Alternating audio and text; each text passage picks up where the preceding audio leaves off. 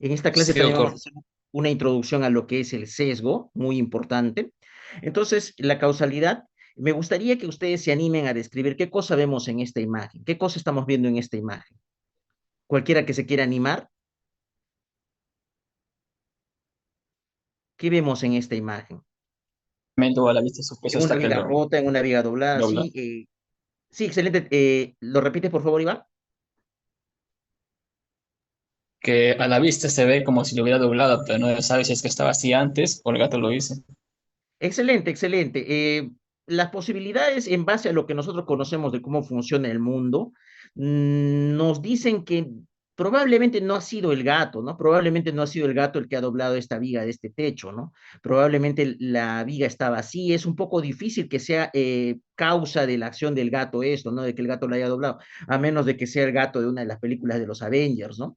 Entonces nosotros tenemos que ver que ante una sola medición, ante una sola evaluación, es muy difícil decir que existe una correlación que definitivamente implique una causalidad. Esto que ustedes están viendo, correlation es diferente de causation, correlación es diferente de causalidad, también puede ser expresado como asociación, es diferente de causalidad. Asociación o correlación es simplemente que dos cosas están juntas, ¿no? Asociación sobre todo se utiliza para variables categóricas, para categorías, y correlación sobre todo para variables numéricas, ¿no? Entonces, no, esto no significa causalidad, ¿no? Que dos cosas estén juntas, como en esta imagen, que el gato y la viga rota estén presentes, no significan de que uno necesariamente haya influido en el otro, ¿no? Simplemente probablemente el gato ha venido después, ¿no? Pero entonces, ¿qué cosa nosotros tenemos que hacer para poder hacer estas correlaciones y establecer causalidad en algún momento? Al menos una segunda medición, ¿no? Ver en el tiempo cómo estaba esta viga y en qué momento entra el gato, ¿no? Lo mismo que hacemos con los pacientes, ¿no? Lo mismo que hacemos con los pacientes para ver si hay mejoría o empeoramiento de una condición, simplemente medirlo repetidas veces, ¿no? Esa es una de las aproximaciones que tenemos para la causalidad.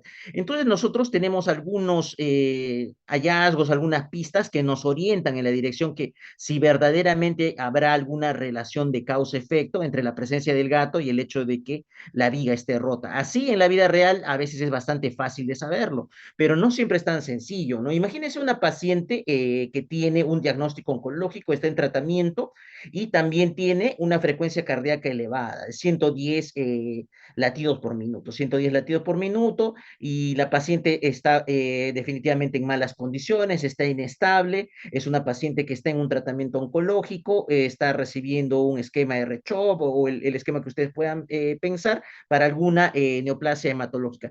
Entonces nosotros diríamos que la anemia de esta paciente, si le encontramos una anemia en sus exámenes de laboratorio, es la causa de la frecuencia cardíaca elevada. Nosotros, así con esa facilidad, no podemos decirlo tan rápido, ¿no? Además que es muy probable de que no sea la única causa de una frecuencia cardíaca elevada el hecho de tener anemia, ¿no?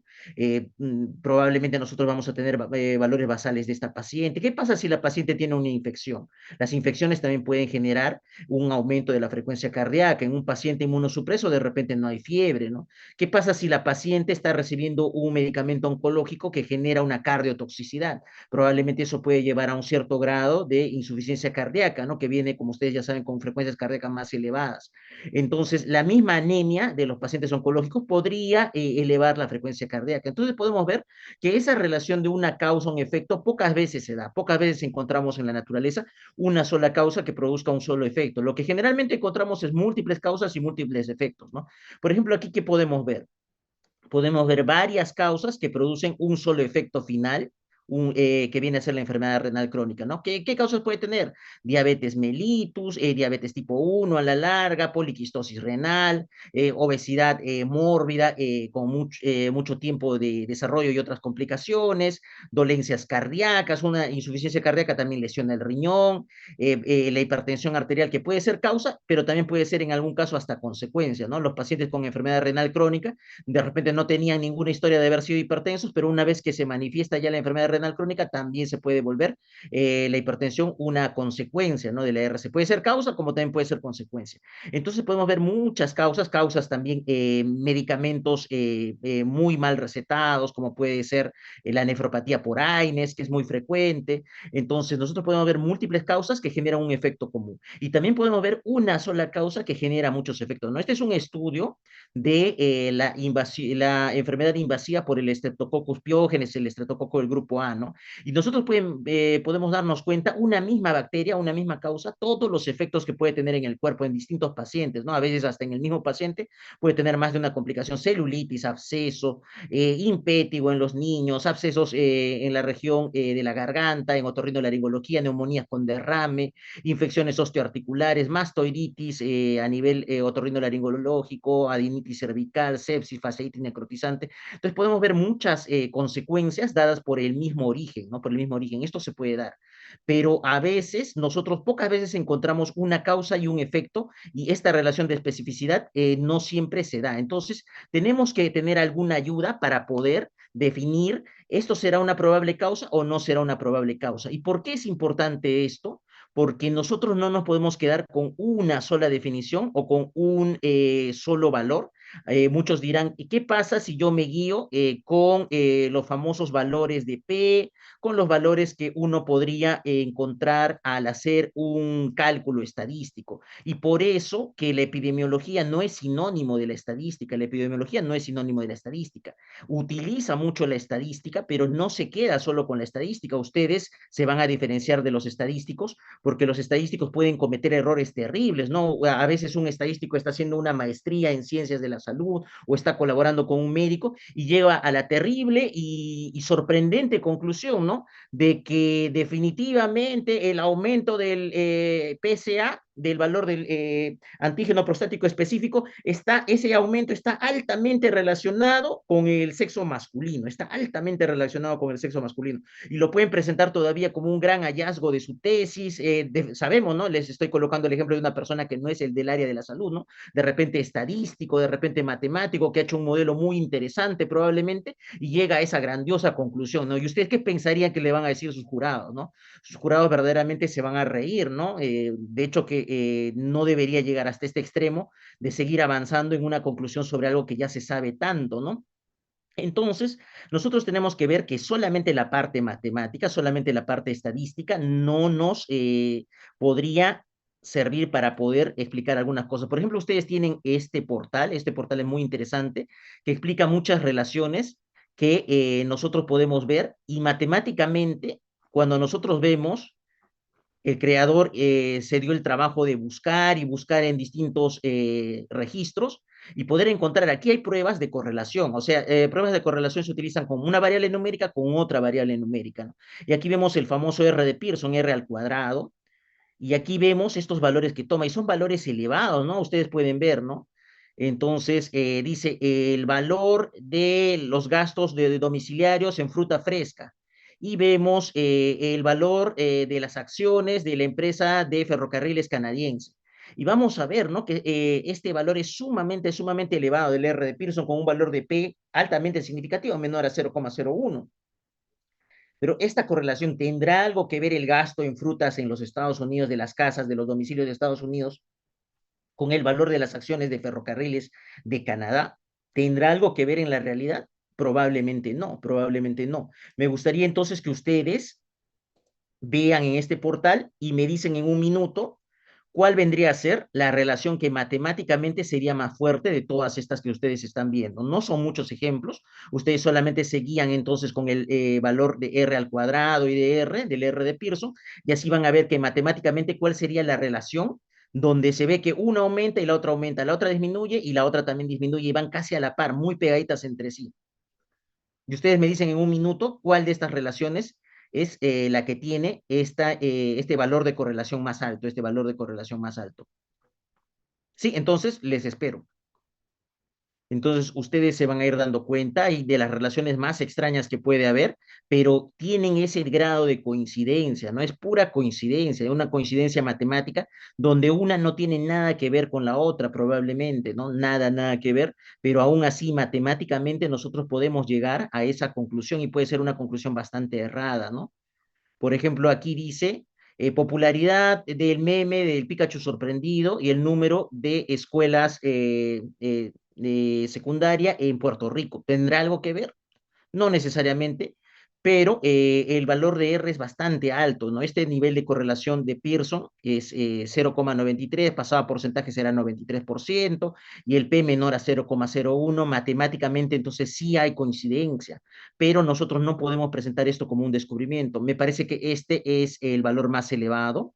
El consumo per cápita de margarina, ¿no? Antes se utilizaba la mantequilla, ahora se utiliza la margarina, ¿no? El consumo por cabeza de margarina y la tasa de divorcio en este estado de los Estados Unidos, en Maine, de donde es el autor Stephen King.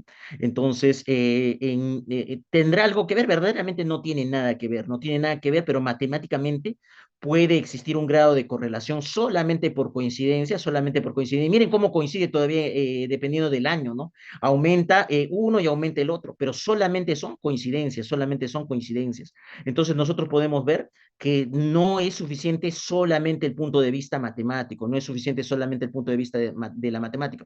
Y entonces nosotros tenemos los famosos criterios de Bradford y Hill del año 65, ya tienen más de 50 años estos criterios.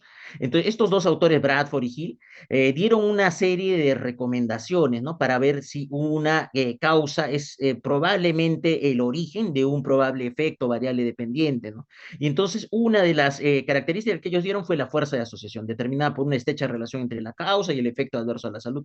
Los famosos odds ratio, ¿no? Se puede calcular, ¿no? A través de distintas medidas como el RR, en el caso de estudios que tengan la incidencia, el RR, el OR, para, que se puede utilizar para distintos tipos de estudios, sobre todo de prevalencia, casos y controles. Entonces, esos valores numéricos que nos da un OR, un OR, un RR, pueden decirnos esto tiene más posibilidades de ser el factor de riesgo que este otro valor que tiene un valor más pequeño de OR. Un OR de 2 tendrá probablemente menos posibilidades de ser la causa que un OR de 4, que un OR de 10, de 12, que hay a veces ORs que cuando uno hace estudios verdaderamente nos sorprenden y casi con bastante seguridad podemos decir que están en vías de poderse declarar como una causa o como un factor de riesgo de una patología. Consistencia es que a través del tiempo en los distintos estudios vuelvan a mostrar que esta causa y este efecto se viene repitiendo, que esta causa y este efecto se repite. Entonces, cuando nosotros dábamos el ejemplo del cigarrillo y el cáncer de pulmón, ya había primero estudios observacionales que veían, ¿no? Que personas que trabajaban en tabacaleras, personas que fumaban mucho, tenían esta patología pulmonar que recién se estaba estudiando molecularmente, ¿no? Sobre todo hace 50 años, pero que ya se sospechaba al hecho de que el hecho de fumar está muy relacionado con la tos, está muy relacionado con enfermedades respiratorias, que podía haber una relación. Luego se hicieron también estudios de tipo casos y controles para ver, ¿no? Cómo era el pasado de estas personas que venían con el cáncer de pulmón. También se hizo estudios también de cohorte, ¿no? Estudios haciéndoles el seguimiento a las personas que fumaban. En la misma cohorte de Framingham se podía ver que había personas que fumaban.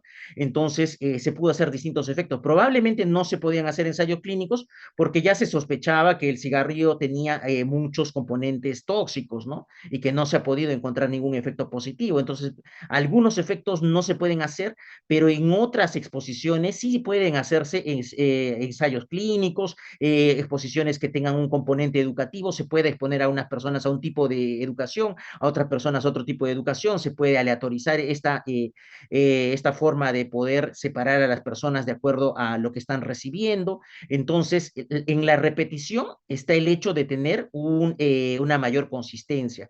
Cuando haya más estudios, repetidos estudios en distintas poblaciones, con distintas edades, en las que se ve que el mismo medicamento puede tener un efecto positivo, un efecto negativo, la misma exposición puede tener un efecto positivo y negativo, ¿no? Y hay exposiciones que están sumamente estudiadas, les voy a colocar también una línea de tiempo, de las que más se conocen es para el estudio de cómo la placa ateromatosa puede generar los infartos, ¿no? De cómo puede generar los infartos de la placa ateromatosa. Cómo el LDL se ha comprobado infinidad de veces que genera daño. Es de las asociaciones más fuertes en medicina, de los ejemplos de causalidad donde la consistencia se ve más. Ustedes van a ver estudio tras estudio, estudio tras estudio, donde se ve que verdaderamente la placa ateromatosa, el LDL, genera esta patología cardíaca. Especificidades cuando nosotros sabemos, cuando nosotros vemos los famosos signos patognomónicos, ¿no? ¿Qué pasa si yo encuentro una imagen que a mí me puede parecer el ojo de pollo, una calcificación con un centro de una densidad diferente en una placa de TAC cerebral de una persona, ¿no? En una TAC cerebral de una persona con imágenes quísticas con borde de calcio y contenido de menor densidad. ¿En qué patología estaría pensando? ¿En qué patología estaría pensando? Cuando yo tengo este hallazgo, que definitivamente el hallazgo tiene que venir después, la probable variable dependiente siempre tiene que venir después, y yo encuentro eso, ¿cuál sería la probable causa? ¿Cuál sería la probable causa? Pocas veces en medicina tenemos estos hechos, estos hallazgos tan patognomónicos. Patognomónico, lo demónico hace referencia a uno solo, ¿no? Entonces, una causa con un efecto. En el ejemplo que yo les estoy poniendo, ¿cuál sería la patología? ¿Cuál sería el origen de estos hallazgos? ¿Cuál sería la probable causa?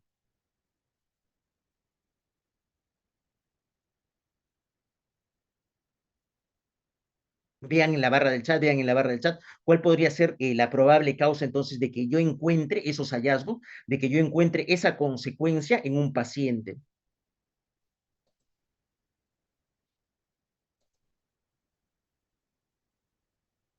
Sigan respondiendo, les pregunto a uno de ustedes, le pregunto a su compañero Giancarlo Delgado. Giancarlo Delgado, buenas tardes.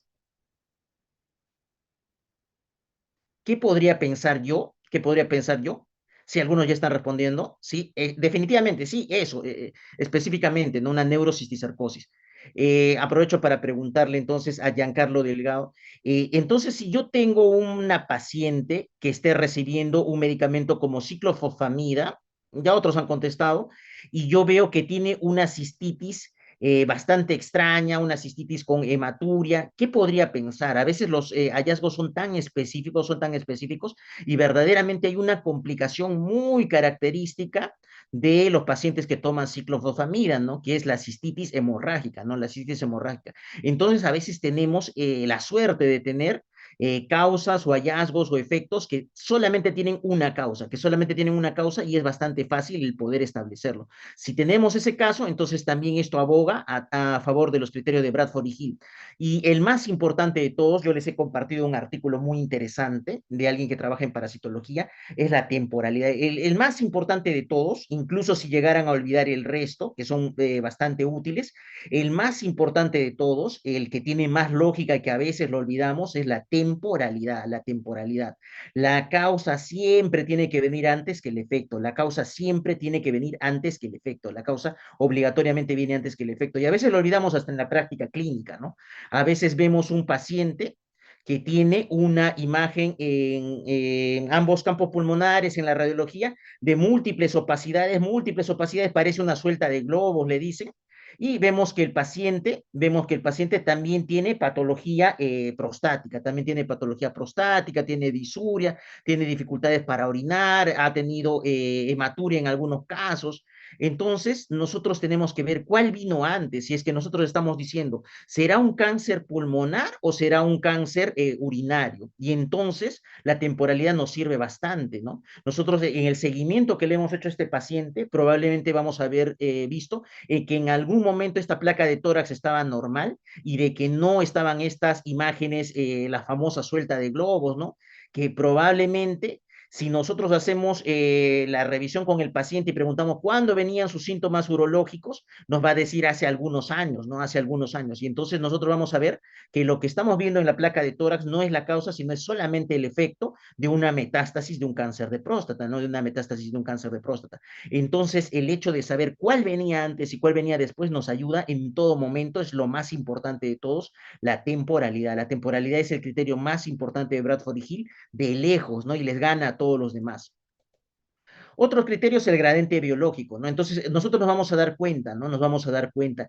¿Qué pasa si un paciente toma un medicamento y ese medicamento, tal y como ha sido prescrito, 15 miligramos por kilogramo de peso, por así decirlo, para el paracetamol?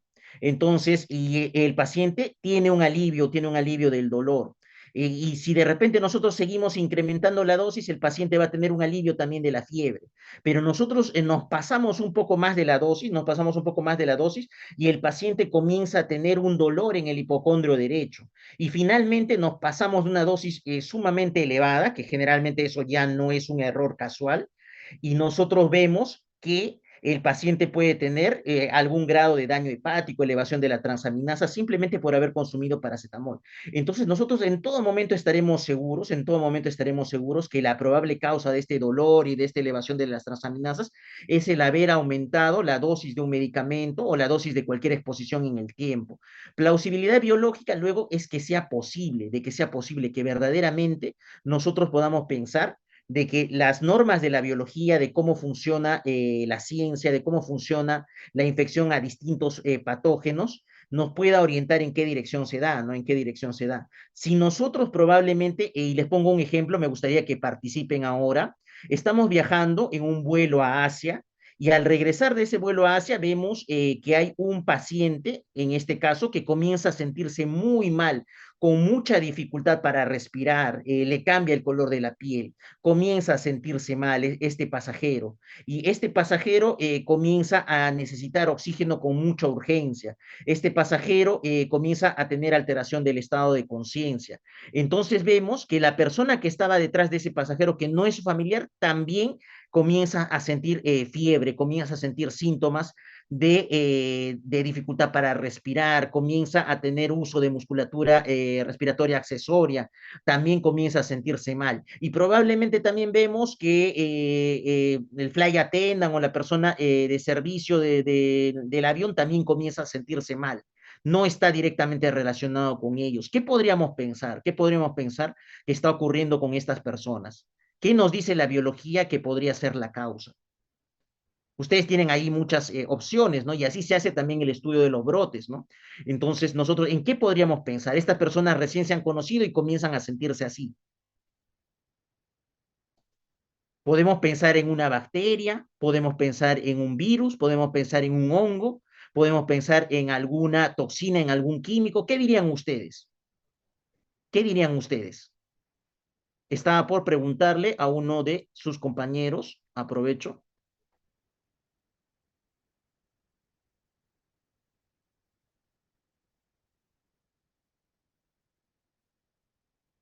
Le pregunto a su compañero Iván Núñez. Iván, buenas tardes. Entonces, ¿en qué podríamos pensar? ¿Cuál podría ser la causa? ¿Cuál podría ser el culpable? Si buscamos en base a lo que nosotros conocemos de biología. Eh, ¿Cuál dirías tú que es la causa? Porque imagínate, tú tienes que, llegado al aeropuerto de destino, tú tienes que investigar el brote. Tú tienes que investigar el brote y tienes todas las herramientas básicas para poder investigar cuál es la causa. ¿Qué dirías tú? ¿Ha sido un ataque terrorista? ¿Qué dirías? ¿Han soltado algún químico? ¿Será biológico o no será biológico lo que les está pasando? De repente es una cosa química. ¿Qué dirías? ¿Bacteria, virus, hongo, sí, un pensaría protozoa? en un virus probablemente, pero y mi pensamiento inicial no sería un ataque terrorista como tal, sino una infección viral.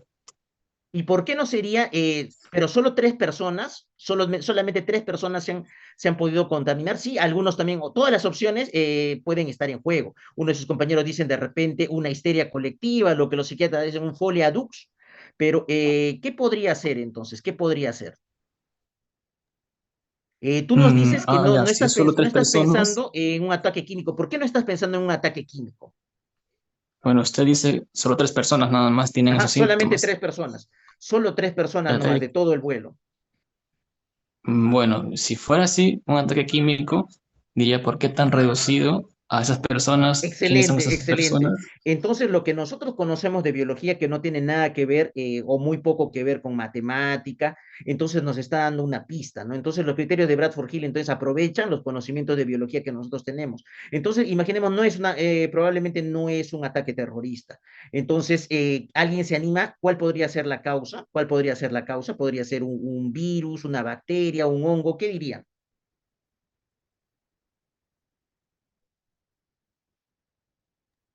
¿Alguien se Virgo, anima? Sí, sí, tú también puedes continuar o puede ser otro también, pero estamos viendo, ¿no? Que probablemente sea de causa biológica, probablemente sea de causa biológica, pero ¿cuál, no? El comprar reactivos para poder hacer cultivo de bacterias es muy diferente que hacer cultivos para virus, ¿no? Que son mucho más caros, que se tienen que llevar probablemente a laboratorios de biología molecular. Entonces, vale la pena verdaderamente ahondar en esto, vale la pena ahondar en esto. Entonces, alguien se anima a decir qué podría ser, virus, bacteria, hongo, un protozoo, ¿qué podría ser?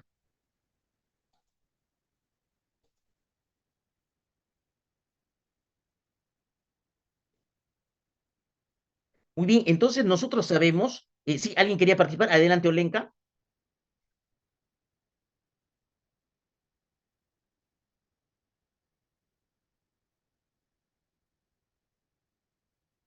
De repente tenían alguna inmunosupresión. ¿Y por qué no una bacteria? Entonces, lo que nosotros conocemos de biología nos sirve bastante, ¿no? Probablemente las bacterias necesiten un tiempo de incubación, un periodo subclínico mayor, ¿no? Para poderse dar la transmisión de la enfermedad, ¿no? Entonces, probablemente se trataría de un virus, ¿no? Probablemente se podría tratar de un virus. Para un hongo, mucho más todavía periodo de transmisión, ¿no? Y también de incubación. Entonces, todo lo que nosotros sabemos viene a servir para establecer los criterios de causalidad de Bradford Hill. Y a veces no es fácil, ¿no? Es todo un arte, es verdaderamente apasionante el hecho de poder descubrir. Verdaderamente pocas veces uno está como detective, como cuando se investigan brotes, ¿no? Como cuando se investigan brotes. Por ejemplo, hubo un brote muy interesante, me gustaría que nadie, si es que alguien conoce la causa exacta, me gustaría que se la guarde todavía para el final. Les pongo un ejemplo. En un país latinoamericano comenzaron a enfermarse con signos de encefalitis, con signos de alteración del sensorio, con dificultad motora y sensitiva, con patología neurológica definitivamente, personas que se habían operado en distintos centros de salud de un país latinoamericano, comenzaron a tener estas manifestaciones.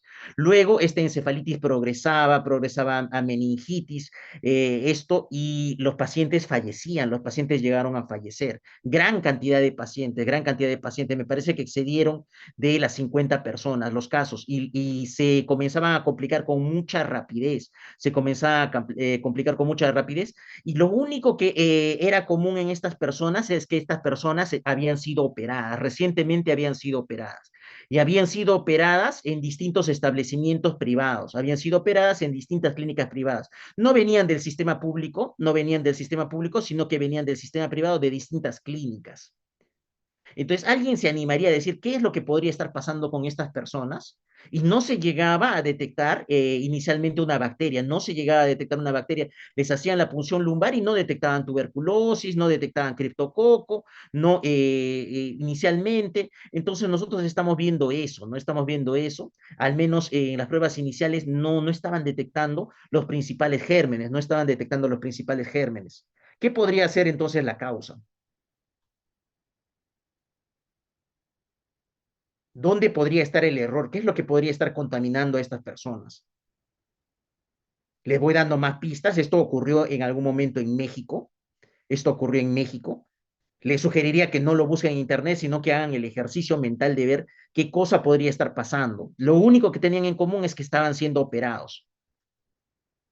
La ameba come cerebro, me gusta bastante que están dando opiniones, sí, definitivamente, la ameba come cerebro va muy rápido, va sumamente rápido, pero los casos son rarísimos, los casos son rarísimos, y generalmente afectan a niños, ¿no? Alguna vez he visto un caso. Priones, los priones son un poco más lentos, ¿no? Se dicen que es una causa también de demencia, ¿no? La enfermedad de Creutzfeldt-Jakob, y viene más por causa alimentaria, ¿no? No tanto por causa de operación. Lo que estaba bastante frecuente es que bastantes de estas personas eran mujeres jóvenes. Bastantes de estas personas que se veían afectadas eran personas que eran mujeres jóvenes y otros eran personas un poco mayores y también había varones, pero muy pocos varones que se venían viendo afectados por esto. Era terrible, salió mucho en las noticias. Yo les recomiendo no lo busquen, hagamos el ejercicio de poder llegar, ¿no? ¿Cuál podría ser la respuesta? Estas personas están siendo operadas en clínicas privadas, en clínicas privadas. Entonces, no piensen solamente en bacterias del medio ambiente, ¿no? ¿Qué pasaría si hubiera algún contaminante? Que ahora estamos viendo que es tan frecuente, ¿no? La Ralstonia piquetti acá en Perú, ¿no? Entonces, este contaminante, ¿dónde podría estar? Estas personas han sido operadas de distintas operaciones, de distintas operaciones. El fármaco podría ser de la misma compañía, podría ser. Por si acaso no estaba en el sistema público, en el sistema del Estado, en el IMSS de México, no se encontraron estos casos como se encontraban en pequeñas clínicas privadas, ¿no? Y entonces allí estamos viendo algo más, estamos viendo algo más. ¿Dónde podría estar el producto? ¿Cuál podría ser el producto? ¿O será algo que comieron? ¿Qué dicen ustedes? Este producto definitivamente está relacionado con la operación, pero ¿ustedes dónde creen que está el contaminante? ¿Será de repente alguna forma de agua? Vivían en una zona cercana, en distintos municipios, y todos acudían a las mismas, acudieron a distintas clínicas en la misma área regional, ¿no? En la misma región, pero no son de la misma ciudad, definitivamente no eran de la misma ciudad. Se abarcó un territorio extenso definitivamente dentro de la misma división geográfica, pero no era una misma ciudad, eran pequeñas clínicas privadas sobre todo. Y entonces se vio que lo que podría hacer estas personas no eran operadas en el mismo sitio para decir que esto es un problema solamente de una institución. Entonces, cada pista nos va orientando hacia dónde puede estar el problema. No era una sola clínica, no era una sola clínica. Entonces, excelente, Melina está haciendo unas preguntas muy interesantes, si era el mismo doctor o no era el mismo doctor, para ver si tiene algún contaminante. No era el mismo doctor, no era el mismo doctor el que estaba operando a estas personas. Todas estas personas habían pasado por operaciones que requerían un tipo de anestesia epidural o intrarraquídea, pero todas requerían este tipo de operaciones. Por eso es que muchas eran mujeres jóvenes, estaban pasando por su cesárea electiva, ¿no? Y su cesárea electiva tenía esta anestesia epidural, ¿no? Y otras eran personas que, por ejemplo, se tenían que operar de una pierna, se tenían que operar de alguna operación a nivel de la uretra, de la próstata, operaciones menores en general en el caso de los varones. Entonces se llegó a la conclusión de que allí tenía algo que ver un tipo de anestésico, ¿no? Un tipo de anestésico que al ser aplicado de vía epidural, entonces estaba llevando un contaminante de naturaleza micótica, un hongo, me parece que era el fusario, me parece que era el fusario, y entonces no salía a los cultivos iniciales, no salía a los cultivos iniciales. Y es uno de los casos más terribles de contaminación de un medicamento. Sabemos que en esta época las buenas prácticas de manufactura se han venido deteriorando mucho. Y hay casos terribles, ¿no? Hay un caso de fentanilo en Argentina muy grande, en el Perú con el caso del suero, y entonces en México este caso fue verdaderamente de los más grandes que puede haber. Entonces nosotros estamos viendo eso, ¿no? Entonces todo lo que nosotros conocemos de biología, de medicina, nos sirve para poder orientarnos a la causa. Luego, coherencia, ¿no? Coherencia es que entre lo que nosotros sabemos, entonces nosotros podamos detectar que haya algún patrón en común, ¿no? Por ejemplo, si nosotros vemos que hay un paciente que tiene un síndrome de dificultad respiratoria, caracterizado por una gran elevación de la temperatura, una gran elevación de tormenta de citoquinas, ¿no? Y nosotros vemos que es muy, muy, muy compatible con el SARS-CoV-2, entonces nosotros probablemente pensemos en un virus de la misma familia, ¿no? De repente nosotros en algún momento hayamos pensado en SARS-CoV-1, ¿no? Entonces, al ser tan parecido a la presentación de una determinada patología, entonces nosotros vamos a decir, está dentro del mismo grupo, ¿no? Entonces, porque serían esos hallazgos coherentes a lo que ya sabemos.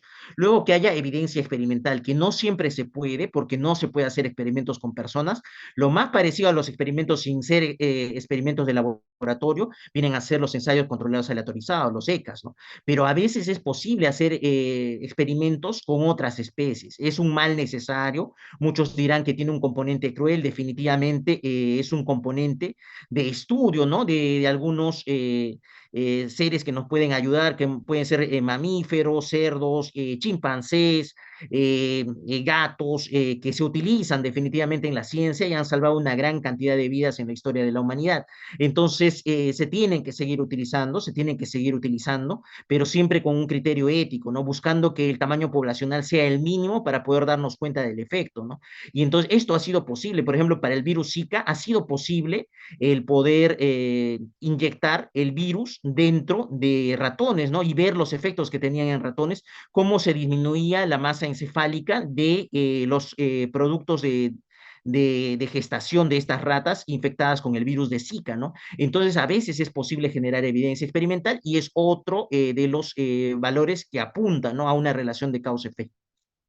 Y finalmente, estas relaciones de analogía, entonces nosotros vamos a poder verlas si es que un factor de riesgo produce un efecto parecido, entonces nosotros vamos a poder también, así como en el caso de la coherencia, ver si se parecen, si existe un parecido entre dos exposiciones, vamos nosotros a poder ver que una es la probable causa de un determinado efecto, ¿no? De repente en salud ocupacional, nosotros vemos que hay personas en una determinada fábrica que tienen una sensación de ardor ocular, ardor en la piel, y entonces nosotros con los conocimientos que tenemos, de repente podemos ver que probablemente han estado expuestos a una fuente de radiación, ¿no? De repente trabajan con algún tipo de máquina que genere radiación y que les haya podido producir este tipo de patologías, ¿no? Entonces, todos es como un rompecabezas que cada una de las piezas nos ayuda a llegar a una conclusión, nos ayuda a llegar a una conclusión.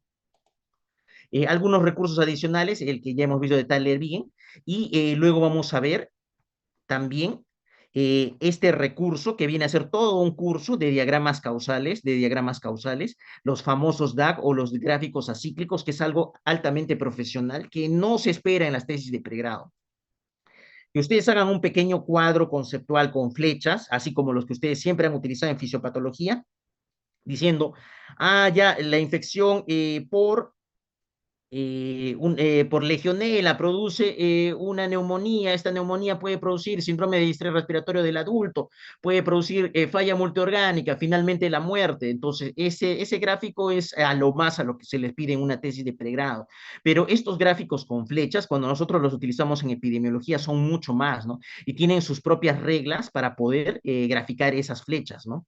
Entonces, estos gráficos se conocen como DAC, como los gráficos acíclicos. El sesgo que nosotros vamos a ver, les voy a colocar entonces la propaganda del curso. Es un curso muy interesante.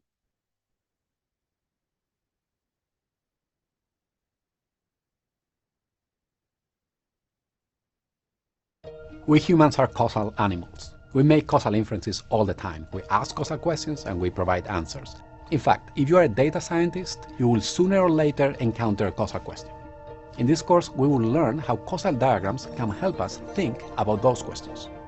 The emergence of causal diagrams in the last 2 decades or so has revolutionized the way in which investigators approach causal questions. Causal diagrams are now very important in many disciplines. In epidemiology, statistics, computer science, policy evaluation, economics, sociology, psychology, you name it. Our goal is that everyone who takes this course learns what can and cannot be done with causal diagrams, why they are so helpful, and also what their limitations are.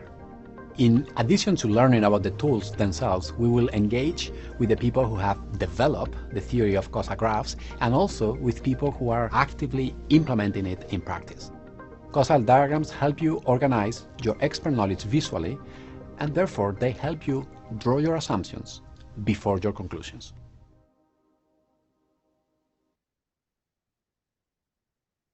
Muy bien, entonces en estas relaciones de causa-efecto, estas relaciones de causa-efecto no siempre tienen solamente una causa y un efecto sin que haya la presencia de otras variables, ¿no? Entonces la presencia de estas otras variables se diagrama matemáticamente, se diagrama de distintas formas. Algunas normas, por ejemplo, que tienen estos gráficos acíclicos, es que siempre van en una sola dirección, siempre van en una sola dirección. Por ejemplo, A es causa de Y, y se puede representar también esta relación como que A pasa por B y que B también está implicada en la relación con Y, ¿no? Esta vendría a ser la causa, este vendría a ser un efecto y este vendría a ser el efecto final que estamos nosotros estudiando. Pero también podríamos decir que existe una relación entre A y I directamente, podríamos decir que sí existe una causa, una relación de causa y efecto. Pero noten la dirección de las flechas, ¿no? Noten la dirección de las flechas. En ningún momento en estos diagramas de DAC puede haber la posibilidad de que este I tenga una flechita dirigida con la puntita apuntando hacia el A, ¿no? Porque esto ya sería cíclico y nosotros lo que queremos buscar son gráficos acíclicos, ¿no? Entonces, para relaciones de causalidad se busca hacer gráficos acíclicos donde las flechas van en una sola dirección y no forman un circuito, ¿no? No forman un circuito que luego en algún momento va a regresar. Entonces, si en algún momento se animan a utilizar esta simbología tan útil, entonces vale la pena reconocer que tiene varias reglas, ¿no? Es un poco como la nomenclatura en química, que tiene sus propias reglas y no son tan sencillas, definitivamente no son tan sencillas. Esto es solamente como una introducción, les recomiendo que hagan el curso, es un curso definitivamente de posgrado, entonces de manera gratuita ustedes lo pueden hacer en esta plataforma. Y solamente les recomendaría que vean el primer capítulo, ¿no? El primer capítulo, porque verdaderamente requiere un grado de conocimiento previo, un grado de conocimiento previo. Entonces, eso se los dejo a su conocimiento. Justo este laboratorio hace pocos días hizo un estudio con un simposio que veía cuál es la probable relación entre el acetaminofén, el famoso paracetamol y la presencia de autismo. Hizo todo un simposio alrededor de eso, ¿no? Para ver que a través de la evaluación de la causalidad y de distintos estudios, si bien existían algunos estudios que mostraban alguna relación, esa relación no era concluyente y actualmente no es como un oráculo que era en la antigüedad para poder obtener alguna respuesta, no es como la pregunta a un experto, sino es verdaderamente colocar en una balanza la información a favor y la información en contra. Y por ahora no existe información a favor de que podamos pensar que el acetaminofén, el paracetamol pueda generar de cualquier modo algún tipo de patología como autismo en los productos de la gestación o en los niños de madres que han tomado en su embarazo el acetaminofén o el paracetamol. ¿Y a qué se podrían deber algunos estudios que van en la relación de que puede haber algún autismo, alguna patología en madres que han tomado este medicamento? Definitivamente en el hecho en que muchas de estas madres que tomaban el paracetamol no solamente tomaban paracetamol. Paracetamol, ¿quiénes toman? Las personas que tienen alguna patología probablemente dolorosa, probablemente con fiebre. Y en el embarazo se utiliza por el hecho de ser bastante seguro, de haberse demostrado que es bastante seguro. Entonces podría ser de que haya otras variables involucradas allí, que estas madres que tomaban el acetaminofén por algún motivo, ese verdadero motivo que está detrás sea la verdadera causa de que esos niños hayan tenido una mayor incidencia de autismo. Pero en general, en el balance, no es como dijo el presidente Trump, ¿no? Que no podemos confiar en ninguna persona que no esté relacionada al campo de la investigación o que sepa con bastante detalle estos conceptos, como dicen las personas que tienen poco conocimiento, ¿no? Zapatero a su zapato, ¿no? Verdaderamente, nosotros no deberíamos guiarnos de las opiniones de los famosos, de opiniones de políticos, para hechos solamente científicos y que debe resolver la ciencia especializada al respecto. Muy bien, entonces, ¿qué podemos ver que podría haber en estas relaciones entre causa-efecto? Nosotros en esta clase también nos introducimos a un concepto que se conoce como el sesgo, ¿no? Es solamente la introducción a este concepto tan amplio que viene a ser el sesgo. A mí me interesa que ustedes cuando sean residentes, aunque sea lo único que conozcan, sea la mnemotecnia, ¿no? SE de sesgo, de systematic error, ¿no? De error sistemático. Con el solo hecho de decir que sesgo es error sistemático, ya tienen bastante de la tarea cumplida, ¿no? Entonces ya saben que no es cualquier error, es un error que viene de la medición, un error inherente a la herramienta, inherente a la forma en cómo nosotros estamos midiendo, ¿no? No está dado por el azar. En inglés se conoce como bias, para los que quieran poder ahondar un poco más, va a ser cualquier hecho en el diseño y ejecución que nos va a alejar del verdadero valor. Cualquier cosa que nos aleja del valor verdadero que hace que nos alejemos de la realidad va a ser el sesgo. Va a haber, los sesgos tienen muchas clasificaciones, ustedes habrán notado más de 10 tipos de sesgos, algunos habrán dicho hasta habrán visto algunos memes, ¿no? ¿Cuál es el tipo de sesgo de tu estudio de acuerdo a tu signo zodiacal? Habrán visto alguna vez eso. Entonces, porque existe una gran cantidad de sesgos, pero los sesgos se pueden clasificar en dos categorías bastante grandes, que son los que más se utilizan, el sesgo de selección y el sesgo de información. Sesgo de selección, cuando nosotros naturalmente tomamos a sujetos diferentes a los que deben representar a la realidad que nosotros estamos estudiando, ¿no? Si nosotros decimos cómo son los embarazos en el Perú y tomamos los embarazos que se atienden, que tienen su parto natural en el Hospital Rebagliati de la capital de Lima, probablemente los embarazos que tengan un parto en un hospital de los más grandes de la ciudad de Lima sean embarazos que requieren algún tipo de supervisión, sean embarazos que han sido referidos probablemente. Entonces, no representan a la gran mayoría de embarazos peruanos. Entonces, estaríamos cometiendo un error al pensar que estos embarazos atendidos con parto natural en el Hospital Rebagliati representan a la gran mayoría de embarazos del país, ¿no? Definitivamente no, son referidos por algún motivo, hay algo por lo que estos embarazos están dándose en el Hospital Rebagliati y también debe haber algún motivo por el que no pasaron a cesárea, sino que se quedó como embarazo de parto natural. Sesgo de información es un sesgo bastante común. ¿Qué pasa si yo le pregunto a una persona sobre algún tratamiento que ha tenido, ¿no? Usted ha tenido un tratamiento con respecto a la salmonelosis, ha tenido un tratamiento de salmonelosis la semana pasada. Probablemente la persona, nosotros le hacemos una encuesta de cómo fue su tratamiento para la salmonelosis la semana pasada. Pero ¿qué pasa si yo le hago este estudio y ya no le pregunto sobre un hecho de la semana pasada, sino le pregunto sobre alguien que ha tenido salmonelosis el año pasado? Probablemente la información ya no va a tener la misma calidad, la persona va a poder cometer errores. ¿Y qué pasaría si yo le hago una pregunta sobre alguna patología? La persona simplemente ha tenido GECA, no ha llegado a tener verdaderamente salmonelosis, solamente ha sido atendida por GECA, tomó su ciprofloxacino 5 días y la persona se quedó luego sin síntomas, completamente asintomática. Probablemente al ser una patología que tenga un menor impacto en la salud de la persona, todavía haya mayor sesgo de información. Probablemente no le dé importancia y se está olvidando mucho más de la información. En cambio, si nosotros vemos probablemente sacando la información de pacientes que han tenido amebiasis con acceso a mediano, con un absceso a mediano, probablemente estas personas sean un poco más proclives de recordar cómo tomaban su medicamento, por qué la dosis de metronidazol era tan alta, por qué cuando tomaron después licor, la misma semana que tomaron su metronidazol se pusieron a vomitar. Probablemente entonces depende mucho de cómo nosotros seleccionamos a las personas y cómo estamos recolectando la información para ver qué errores se pueden cometer, ¿no? Entonces, el sesgo de información, un ejemplo de eso es el sesgo de memoria, ¿no? El sesgo de memoria.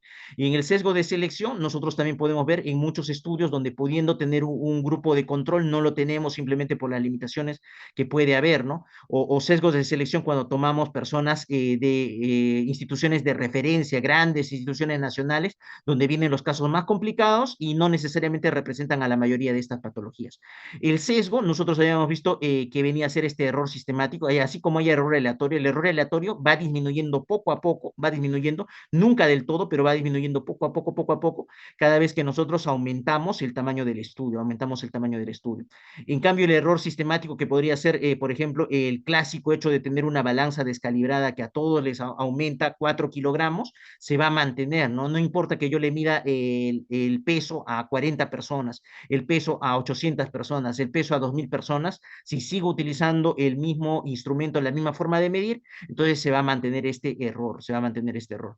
Y luego solamente para su conocimiento, esto no va a entrar al examen, esto no entra al examen, definitivamente lo van a ver en cursos un poco más avanzados de epidemiología, vienen a estar otras variables que están presentes en la evaluación de causas y efectos y que nos pueden hacer cometer errores, no nos pueden hacer cometer errores. El más conocido, el que ustedes más conocían era el confusor, ¿no? Y siempre es importante la dirección de las flechitas, guíense ustedes por la dirección de las flechas, entonces el confusor está relacionado con la posible causa y con el posible efecto, y puede cambiar un poco la relación entre estos y cómo nosotros evaluamos esta relación.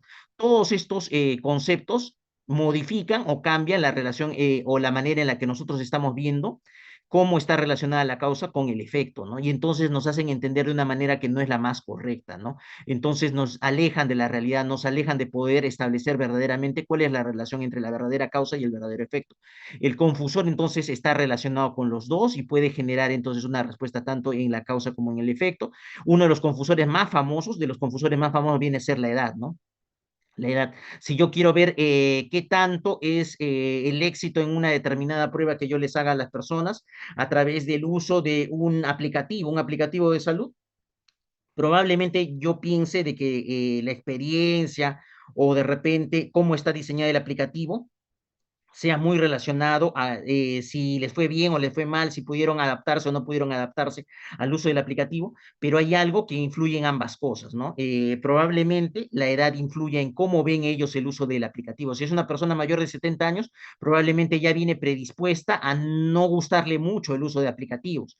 Y del mismo modo, el hecho de tener una edad, por así decirlo, es diferente de que yo evalúe el uso de aplicativos en una persona que tiene 8 años que en una persona que tiene 18 años, ¿no? Probablemente la persona que tiene 18 años tiene más herramientas y tiene más experiencia en el uso de aplicativos, utiliza más el celular que una persona solamente de 8 años, ¿no? Entonces, esta variable de edad influye en ambas cosas, en ambos lados. Luego podemos ver otras variables como podría ser el tiempo de gestación aquí, que influye en la ganancia de peso materno, porque sabemos que la gestante a lo largo del embarazo aumenta una cantidad de peso que puede ser entre 6 a 12 kilos, que se puede todavía considerar normal, a lo largo que va aumentando su gestación, ¿no? Y también así como aumenta el peso de la madre, aumenta el peso del futuro neonato, ¿no? El peso del niño por nacer. Entonces, esta variable, el tiempo de gestación, influye directamente aquí en los dos, influye directamente aquí en los dos, y también lo podemos tomar como ejemplo. Entonces, en el caso de los colisionadores, nosotros vamos a ver que nosotros podemos ver que la dirección entre las flechas es distinta, la dirección entre las flechas es distinta. En el caso, estos dos ejemplos están muy relacionados, pero para el caso del colisionador, nosotros vamos a ver que tanto la causa como el efecto influyen en una determinada variable, en una tercera variable. Luego vienen los mediadores que vienen a ser variables que están a medio camino, a la mitad de la relación entre la causa y el efecto, como podría ser que nosotros tengamos aquí una variable intermedia, ¿no? De repente nosotros vemos que un paciente tiene que operarse de alguna patología quirúrgica y la programación de esa cirugía, todos los trámites de la cirugía vendría a ser un paso intermedio para que esta persona se pueda operar, para que esta persona se pueda operar. Entonces aquí vemos algunos ejemplos de confusores, el confusor entonces tiene que estar relacionado con los dos, como podría ser, yo podría pensar que hay una relación entre la venta de helados y el ataque por tiburones, ¿no? De repente en otras latitudes, yo si solamente veo la parte matemática, si solamente veo la parte matemática, de repente yo me voy a dar cuenta, aumenta la venta de helados y aumenta la temporada de ataques por tiburones en Florida, en Estados Unidos. Y entonces yo veo esto y de repente yo podría pensar de que están relacionados, pero no es que están relacionados, sino que con el aumento de temperatura, con la temporada de verano, se altera tanto, aumenta la venta de helados y también aumentan los avistamientos y los ataques por tiburones. No que haya una relación causa-efecto entre estas dos variables. Para los colisionadores, un ejemplo directamente de colisionador que todavía no habían visto ejemplos de colisionadores, podría ser, ¿no? De que yo tengo una enfermedad locomotora, tengo una enfermedad respiratoria y las dos incrementan la tasa de hospitalizaciones que tengan personas con un determinado diagnóstico, ¿no? Y yo podría pensar que el hecho de tener una patología del sistema musculoesquelético está relacionado de algún modo con la tasa de enfermedades respiratorias, soy simplemente por el hecho de que los dos terminan yendo al hospital, pero no necesariamente está relacionado una variable con la otra. Y el mediador es simplemente un paso intermedio, ¿no? Un paso intermedio. Entonces yo puedo evaluar la relación entre el uso de pregabalina para el dolor neuropático y ver si estas personas tienen un sueño que se ha recuperado su ritmo de sueño. Pero simplemente se ha recuperado el ritmo de sueño porque había un paso intermedio que es que el dolor se está reduciendo. Y al reducirse el dolor, esto influye, esto aporta a que el sueño de esta persona con dolor neuropático también se vea mejorado, también se vea mejorado. Entonces, estos son unos conceptos simplemente extra que sería muy bueno que ustedes los puedan identificar, porque si ustedes identifican estos confusores, modificadores de efecto, también variables mediadoras y variables colisionadores, que son 4 conceptos. Solamente recuerden estos 4 conceptos. Yo no se los voy a tomar, pero simplemente vale la pena recordar que existen, ¿no? Que existen. A veces nos quedamos solamente con los confusores, pero también como el inverso de los confusores vendría a ser el colisionador, donde ustedes ven que las dos flechitas van en una misma dirección, ¿no? Como un choque de dos vehículos, ¿no? Por eso se llama colisionador. Luego viene esas variables intermedias que vendrían a ser los mediadores, y también hay una que se llama el modificador de efecto, ¿no? O sea, una variable influye en cómo está relacionada una causa y un efecto, pero esta variable influye mucho dependiendo de cómo está presentada. Entonces, esta variable puede aumentar o puede disminuir esa relación que ya se sabe que existe entre la causa y el efecto. La dirección no la va a cambiar para nada, pero puede hacer que aumente o puede hacer que disminuya. Por ejemplo, si yo digo el uso de corticoides en personas que tenían COVID, ¿era bueno o malo? ¿Qué dicen ustedes? ¿El uso de corticoides en personas que tenían COVID, era bueno o malo? El hecho de darles corticoides. Según lo que se vio, entonces el uso de corticoides no es una causa netamente a favor o en contra de que la persona mejore o empeore teniendo COVID, ¿no? Sino que está metida así en esa relación entre que la persona puede mejorar o empeorar, dependiendo de si tiene o no tiene COVID, en base a la dosis de corticoide y en base al momento en el que se usa el corticoide. Probablemente se había demostrado que el uso de corticoides en una etapa inicial del COVID, cuando la persona tiene factores de riesgo, era bastante positivo y disminuía la mortalidad, pero que llegaba un momento, o sea, todo dependía del tiempo y la dosis, de cómo se utilizaban los corticoides. El cómo se utilizaban los corticoides era el modificador de efecto, el effect modifier. Entonces, dependiendo de cómo utilizábamos los corticoides, se iba a dar el resultado, se iba a dar el resultado. Si se utilizaba muy tarde, incluso se podía complicar el paciente, incluso se podía complicar el efecto. Entonces, todo dependía del momento y la dosis en la que se esté utilizando este modificador de efecto. Muy bien, eso en cuanto a lo que viene a ser causalidad. Y ahora venimos a ver lo que es probablemente el último tema para este examen, que vienen a ser algunos conceptos estadísticos que vamos a utilizar, tanto para el análisis de los datos como también para la presentación de resultados, ¿no? Entonces nos sirven en dos momentos bastante útiles algunos conceptos estadísticos. Y sí les voy a pedir su participación en las preguntas que les vamos a hacer. Muy bien, esto no pretende ser para nada una clase de estadística, no es tampoco una clase de bioestadística, ni tampoco de epidemiología. Nosotros en investigación y en seminario de tesis solamente tomamos algunos puntos clave de los conocimientos que ustedes ya deberían traer o recordar de sus cursos anteriores, ¿no? ¿Y para qué nos va a servir? Para el análisis de datos y para la presentación de resultados, ¿no? Son cosas que ya no vienen en el protocolo, pero que sí vienen en el trabajo desarrollado, el análisis de datos y la presentación de resultados. ¿Qué cosa sí está en el protocolo? Un concepto, una sección, un capítulo que se llama plan de análisis de datos, plan de análisis de datos. No confundan nunca plan de análisis de datos con el análisis de datos que viene ya en el trabajo. Uno viene en el protocolo, el plan de análisis de datos, y en el trabajo terminado viene el análisis de datos ya realizado. Así como nosotros no tenemos que confundir la hipótesis que viene en el protocolo con la prueba de hipótesis. La prueba de hipótesis ya va a venir desarrollada en el trabajo, ¿no? En el trabajo de investigación. Entonces, ¿qué vamos a entender con los datos, ¿no? Los datos son simplemente números, simplemente valores que representan las modalidades de las variables, ¿no? Generalmente se llevan números, incluso hasta el sexo. Cuando ustedes vean uso de bases de datos, vamos a hacer un poco también de uso de bases de datos a través del programa SPSS, que ya lo pueden ir repasando. ¿Por qué vamos a utilizar el SPSS? Por ser tan amigable, por no necesitar línea de comandos, como para las personas que tienen experiencia y las personas que no tienen experiencia también. En algún momento en esta base de datos, a los sexos masculino y femenino se les da un valor, ¿no? Simplemente para simplificar. Entonces se les puede dar un valor de 1 a todos los que son varones y un valor de 2 a todas las mujeres. También se les puede dar a la inversa, ¿no? Se le puede dar el 1 a las mujeres, el 2 a los varones, o el 0, el primer valor a las mujeres y el valor 1 a los varones. De todos los modos posibles, estos valores solamente nos van a orientar, solamente nos van a orientar. Nosotros no vamos a sacar promedio de sexo, eso no tendría sentido, pero nos van a orientar para poder generar luego otros análisis, para poder orientarnos y para poder simplificar los datos, ¿no? Para ya no escribir M, A, S, C, U, L, I, entonces simplemente lo vamos a representar con un número, ¿no? Como primera categoría, primer grupo.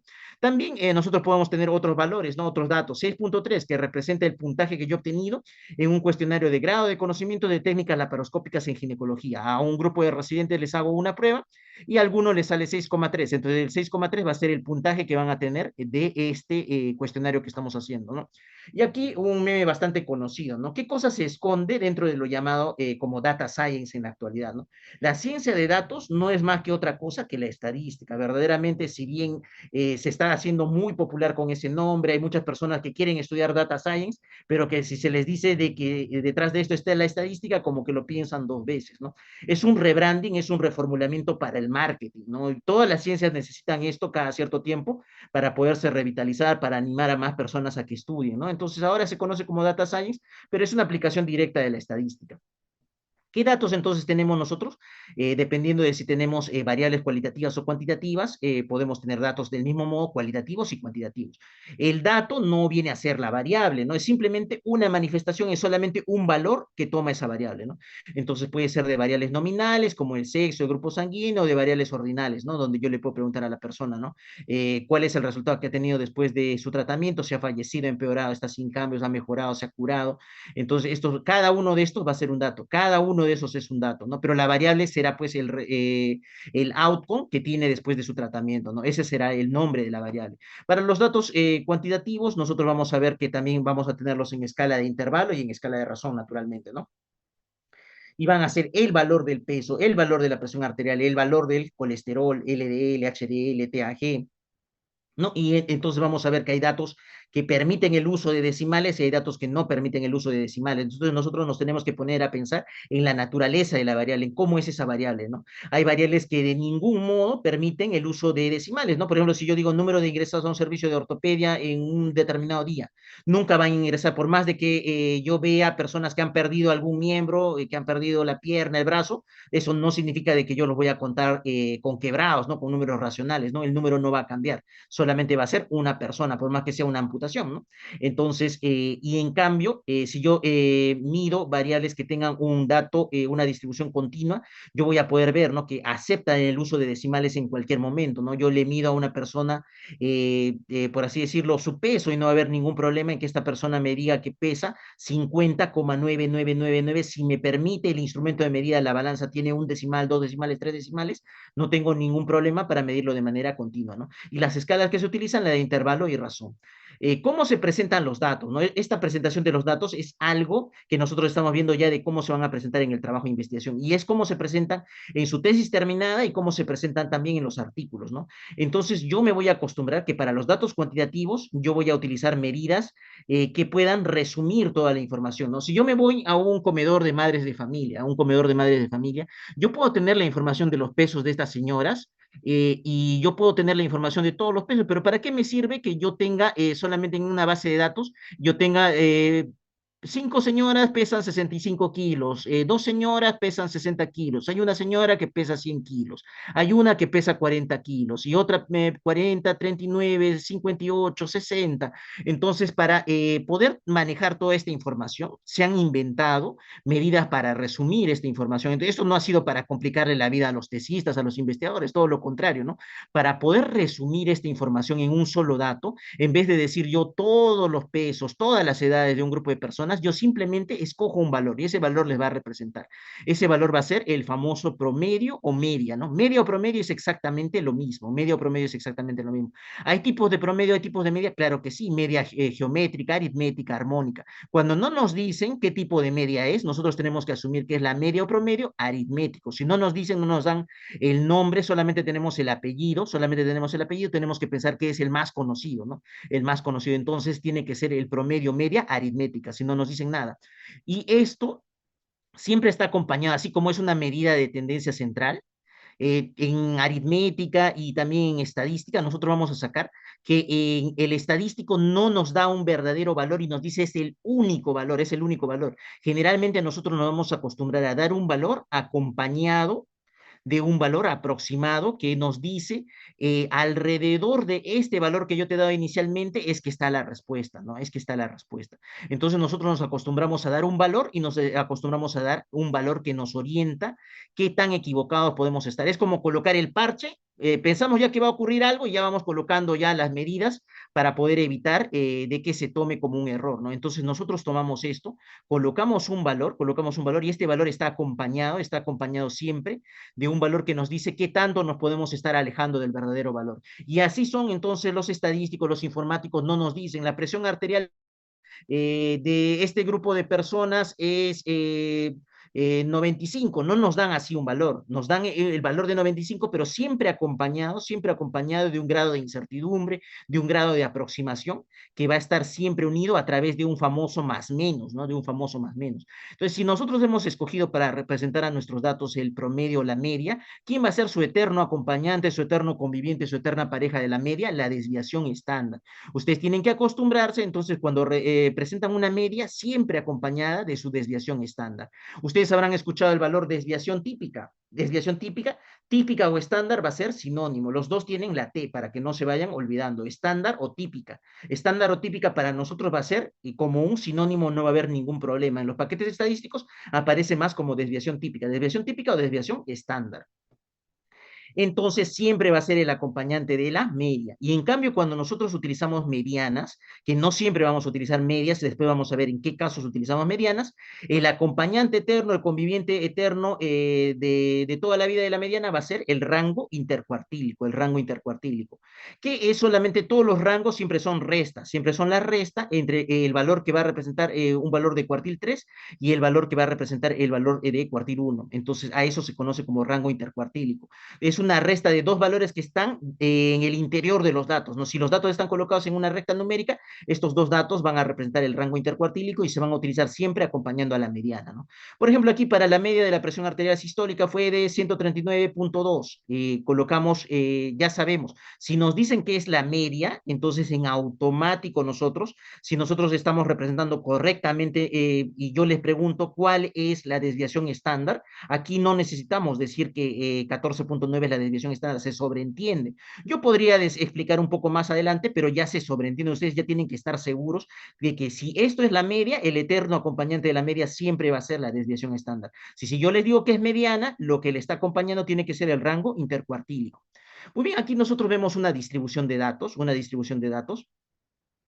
y aquí nosotros podemos ver los distintos valores que pueden tomar, ¿no? Yo de repente mido aquí en esta distribución, yo puedo medir el nivel de una determinada hormona en nanogramos, en unidades internacionales, el valor de una determinada hormona, del valor de un determinado analito de laboratorio, de repente de péptido C en el estudio de las personas que tienen trastornos con resistencia a la insulina, yo les mido péptido C a cada uno y veo los distintos valores que me puede ir dando, ¿no? Entonces yo tengo en esta recta numérica, yo tengo los valores. A algunos les ha salido bajo, a otros les ha salido alto. ¿Y qué van a representar las alturas? Estas pequeñas columnas que ustedes están viendo, estas columnas van a representar la frecuencia, ¿no? Cualquier cosa sirve para poder recordar, cualquier cosa sirve para poder recordar. Hay mucho de memoria, hay mucho de razonamiento también, pero frecuencia algunos lo recuerdan con la F, así cualquier cosa que sirva para siempre recordar que las frecuencias están dadas por las columnas de manera vertical, de manera vertical. El valor que más se repite, si se ha repetido tanto el 9 en esta medición de distintos péptidos C que le sacaba a distintas personas, entonces, ¿cuántas veces se ha repetido el 9? Se ha repetido 25 veces, ¿no? Yo nunca voy a pensar lo inverso, ¿no? Que el valor es 25 y la cantidad de personas que se ha repetido es 9, ese sería el primer error, un error tan común, pero que nosotros no podemos cometer, no podemos darnos el lujo jamás de cometer tremendo error, ¿no? Entonces, en las columnas, la altura de estos rectángulos, la altura de estos rectángulos van a ser la frecuencia. Entonces, van a tener un rectángulo mayor, las frecuencias que más se repiten, los valores que más se repiten, y los valores van a ir en una recta numérica. Una curva simétrica es la que yo al partirla por la mitad voy a tener la misma área, si yo sombreo el área, del mismo lado a la izquierda que del mismo lado a la derecha. Y las curvas no siempre son simétricas, pueden haber curvas también que sean asimétricas, o sea, que se desvían a un lado o se desvían al otro lado. Y yo les pregunto ahora, ¿esta curva está desviada a la derecha o está desviada a la izquierda? ¿Qué dicen ustedes? Me gustaría que respondan por la barra del chat. Está desviada, definitivamente está desviada, no está simétrica como la anterior, no está simétrica como la anterior, no es simétrica, está desplazada a un costado y yo les pregunto, ¿desplazada a la izquierda o desplazada a la derecha? ¿Qué dicen ustedes? ¿Desplazada a la izquierda o desplazada a la derecha? Ustedes no pueden dudar. Respondan D o respondan I en la barra del chat. ¿Derecha o izquierda? Le pregunto a uno de ustedes, le pregunto a su compañera Joana Almendras. Joana, buenas tardes. ¿Te parece desviada a la derecha o desviada a la izquierda esta curva que estás viendo?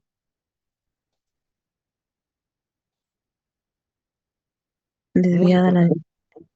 ¿A la derecha o a la izquierda? a la derecha. Eh, Recordemos que tenemos que orientarnos, no nos tenemos que orientar. Esto no son pacientes, esto que ustedes están viendo son cuadros, ¿no? Entonces no piensen, no, pero su manito derecha está de este lado, su mano izquierda está de... No, ustedes recuerden, estos no son pacientes, estos no son pacientes, estos son solamente gráficos. Entonces la derecha va a ser la derecha de donde ustedes están mirando, donde ustedes tienen la mano derecha. En este caso, de mi persona y de ustedes también, tendremos la mano derecha del lado del 13 y el lado izquierdo del lado del 1. Esto, ustedes dirán, pero esto es, se sobreentiende sumamente básico, es de primer semestre. Sí, definitivamente. Entonces, lo único que les digo es que no duden, ¿no? De que nunca duden. Entonces, este siempre va a ser la derecha en un cuadro, esto siempre va a ser la izquierda en un cuadro. Entonces, lo que nosotros tenemos que ver, que la simetría aquí es a la izquierda. Depende mucho las áreas bajo la curva. Esta área que estaría representada entre estas dos líneas rojas y este valor del eje X, ¿no? Entonces, toda esta área es mayor que esta área más pequeñita que está aquí. Entonces, donde está la mayor parte del área, al dividir en base a la media, al dividir en base a la media, yo veo que la mayoría de valores y la mayor parte de áreas está a la izquierda, yo digo que la simetría es a la izquierda. Y en este caso, la mayor parte de valores, la mayor parte del área de estas columnas está del lado derecho, yo diré que la simetría es a la derecha.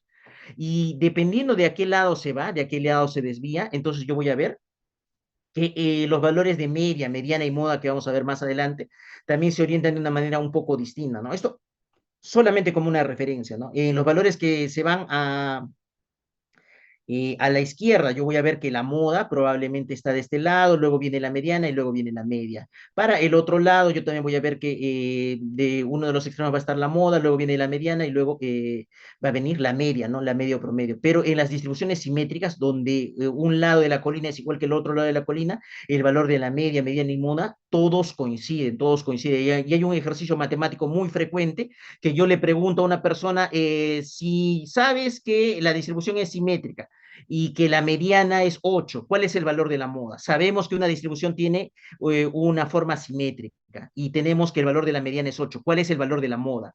¿Qué dirían ustedes? Ya nos dan ese dato, solamente dicen distribución simétrica, valor de mediana es 8. ¿Cuál es el valor de la moda? ¿Cuál sería el valor de la moda? Contesten ustedes, ¿cuál sería el valor de la moda? Entonces, en un conjunto de datos, alguien nos ha soplado y nos han dado entre los datos. Tienen distribución simétrica. El valor de la mediana es 8. ¿El valor de la moda cuál será?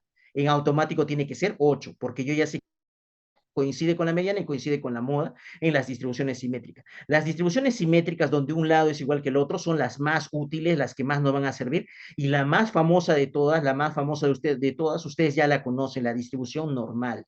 Y la distribución normal no es cualquier colina, no es cualquier cerrito, no es cualquier sombrero, donde el lado izquierdo es igual al lado derecho, es un lado donde la pendiente, donde la forma en la que está dada esta pequeña colina es exactamente ya determinada matemáticamente. Entonces, no puede ser más alta, no puede ser más baja, tiene un valor de z de 1,96. Entonces, todos ustedes van a ir viendo, no es un caso especial dentro de las distribuciones simétricas, un caso especial dentro de todas estas viene a ser la famosa distribución normal que nosotros vamos a utilizar bastante, ¿no?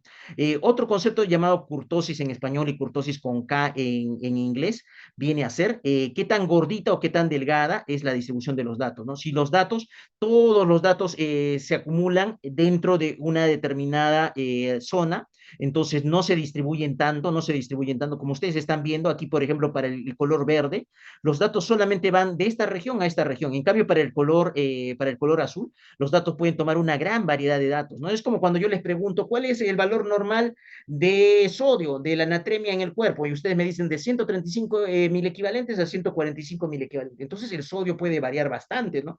Podría corresponder más o menos a la distribución, a esta distribución que está en azul. En cambio, si yo les digo, y la distribución del potasio, el potasio de 3.5 a 5.5, de acuerdo a algún libro, entonces ustedes notan que la variación es mucho menor, es mucho más pequeña. Por eso que al potasio le tenemos tanto miedo en medicina, ¿no? Porque verdaderamente los valores que puede tomar son muy pocos, ¿no? Entonces, si nosotros hacemos una curva de distribución, probablemente se va a parecer a la curtosis positiva, a las curtosis flaquitas, ¿no? A las leptocúrticas, ¿no? Alguien lo llevó al campo donde coinciden, ¿no? Con las distribuciones de los somatotipos, de los cuerpos de las personas, ¿no? Y entonces así hicieron platicúrtica, las que están más achatadas, y leptocúrtica, las que parecen, las que son más delgadas, ¿no? Las que son más flacas, entre comillas. Muy bien, entonces vamos al primer concepto. La media aritmética es, ustedes ya lo conocen de memoria, es el cociente, simplemente sumamos todos los datos y lo dividimos entre el número de datos, ¿no? Entonces, por ejemplo, los pesos de una paciente oncológica con cáncer de colon en kilogramos el año pasado fueron, y aquí tenemos todos los datos, ¿no? La media de peso, ¿cuál es? Simplemente sumamos los datos y entre cuántos valores lo vamos a dividir, entre 6, ¿no? Entonces, simplemente es, aquí lo tenemos entre 7, no había considerado este de acá, que estaba aquí. Entonces, contamos simplemente entre 7, contamos todos los datos, los sumamos, dividimos entre 7 y ya tenemos el valor, ¿no? Ya tenemos el valor, lo podemos redondear si queremos. Esto entonces se ve reflejado de ese modo, pero generalmente vamos a tener muchos más datos y nosotros nos vamos a dar cuenta de que no siempre vamos a poder utilizar los datos tal y como nos lo están dando, ¿no? Entonces surge este concepto que es la mediana, y este concepto sirve para poder complementar a la media. La media vendría a ser de lo mejor que tenemos para poder representar los datos, el promedio, pero a veces no se puede utilizar como nosotros quisiéramos por el tipo de datos que tenemos. La mediana depende mucho de la posición. Yo tengo primero que ordenar los datos para sacar la mediana. Yo ordeno los datos, puedo ordenarlos de mayor a menor, puedo ordenarlos de menor a mayor, no va a haber ningún problema, ustedes se van a dar cuenta que el valor va a ser igual. Y por ejemplo, si yo tengo 3 datos, el valor que queda a la mitad va a ser el valor de la mediana. Y si yo tengo 4 datos, primer dato, segundo, tercer y cuarto dato, el segundo y el tercero, divididos entre 2, van a representar el valor de la mediana, ¿no? Lo vemos con un ejemplo. Entonces, la mediana es un dato también. Así como la media era un dato, la mediana también es un dato, ¿no? Entonces, los pesos en kilogramos de 7 jugadores de un equipo de fútbol son, y aquí tenemos los pesos, ¿no? Y ustedes me pueden decir cuál vendría a ser la mediana. Rápidamente ustedes me dicen la mediana. Escriban la mediana entonces de ese conjunto de datos.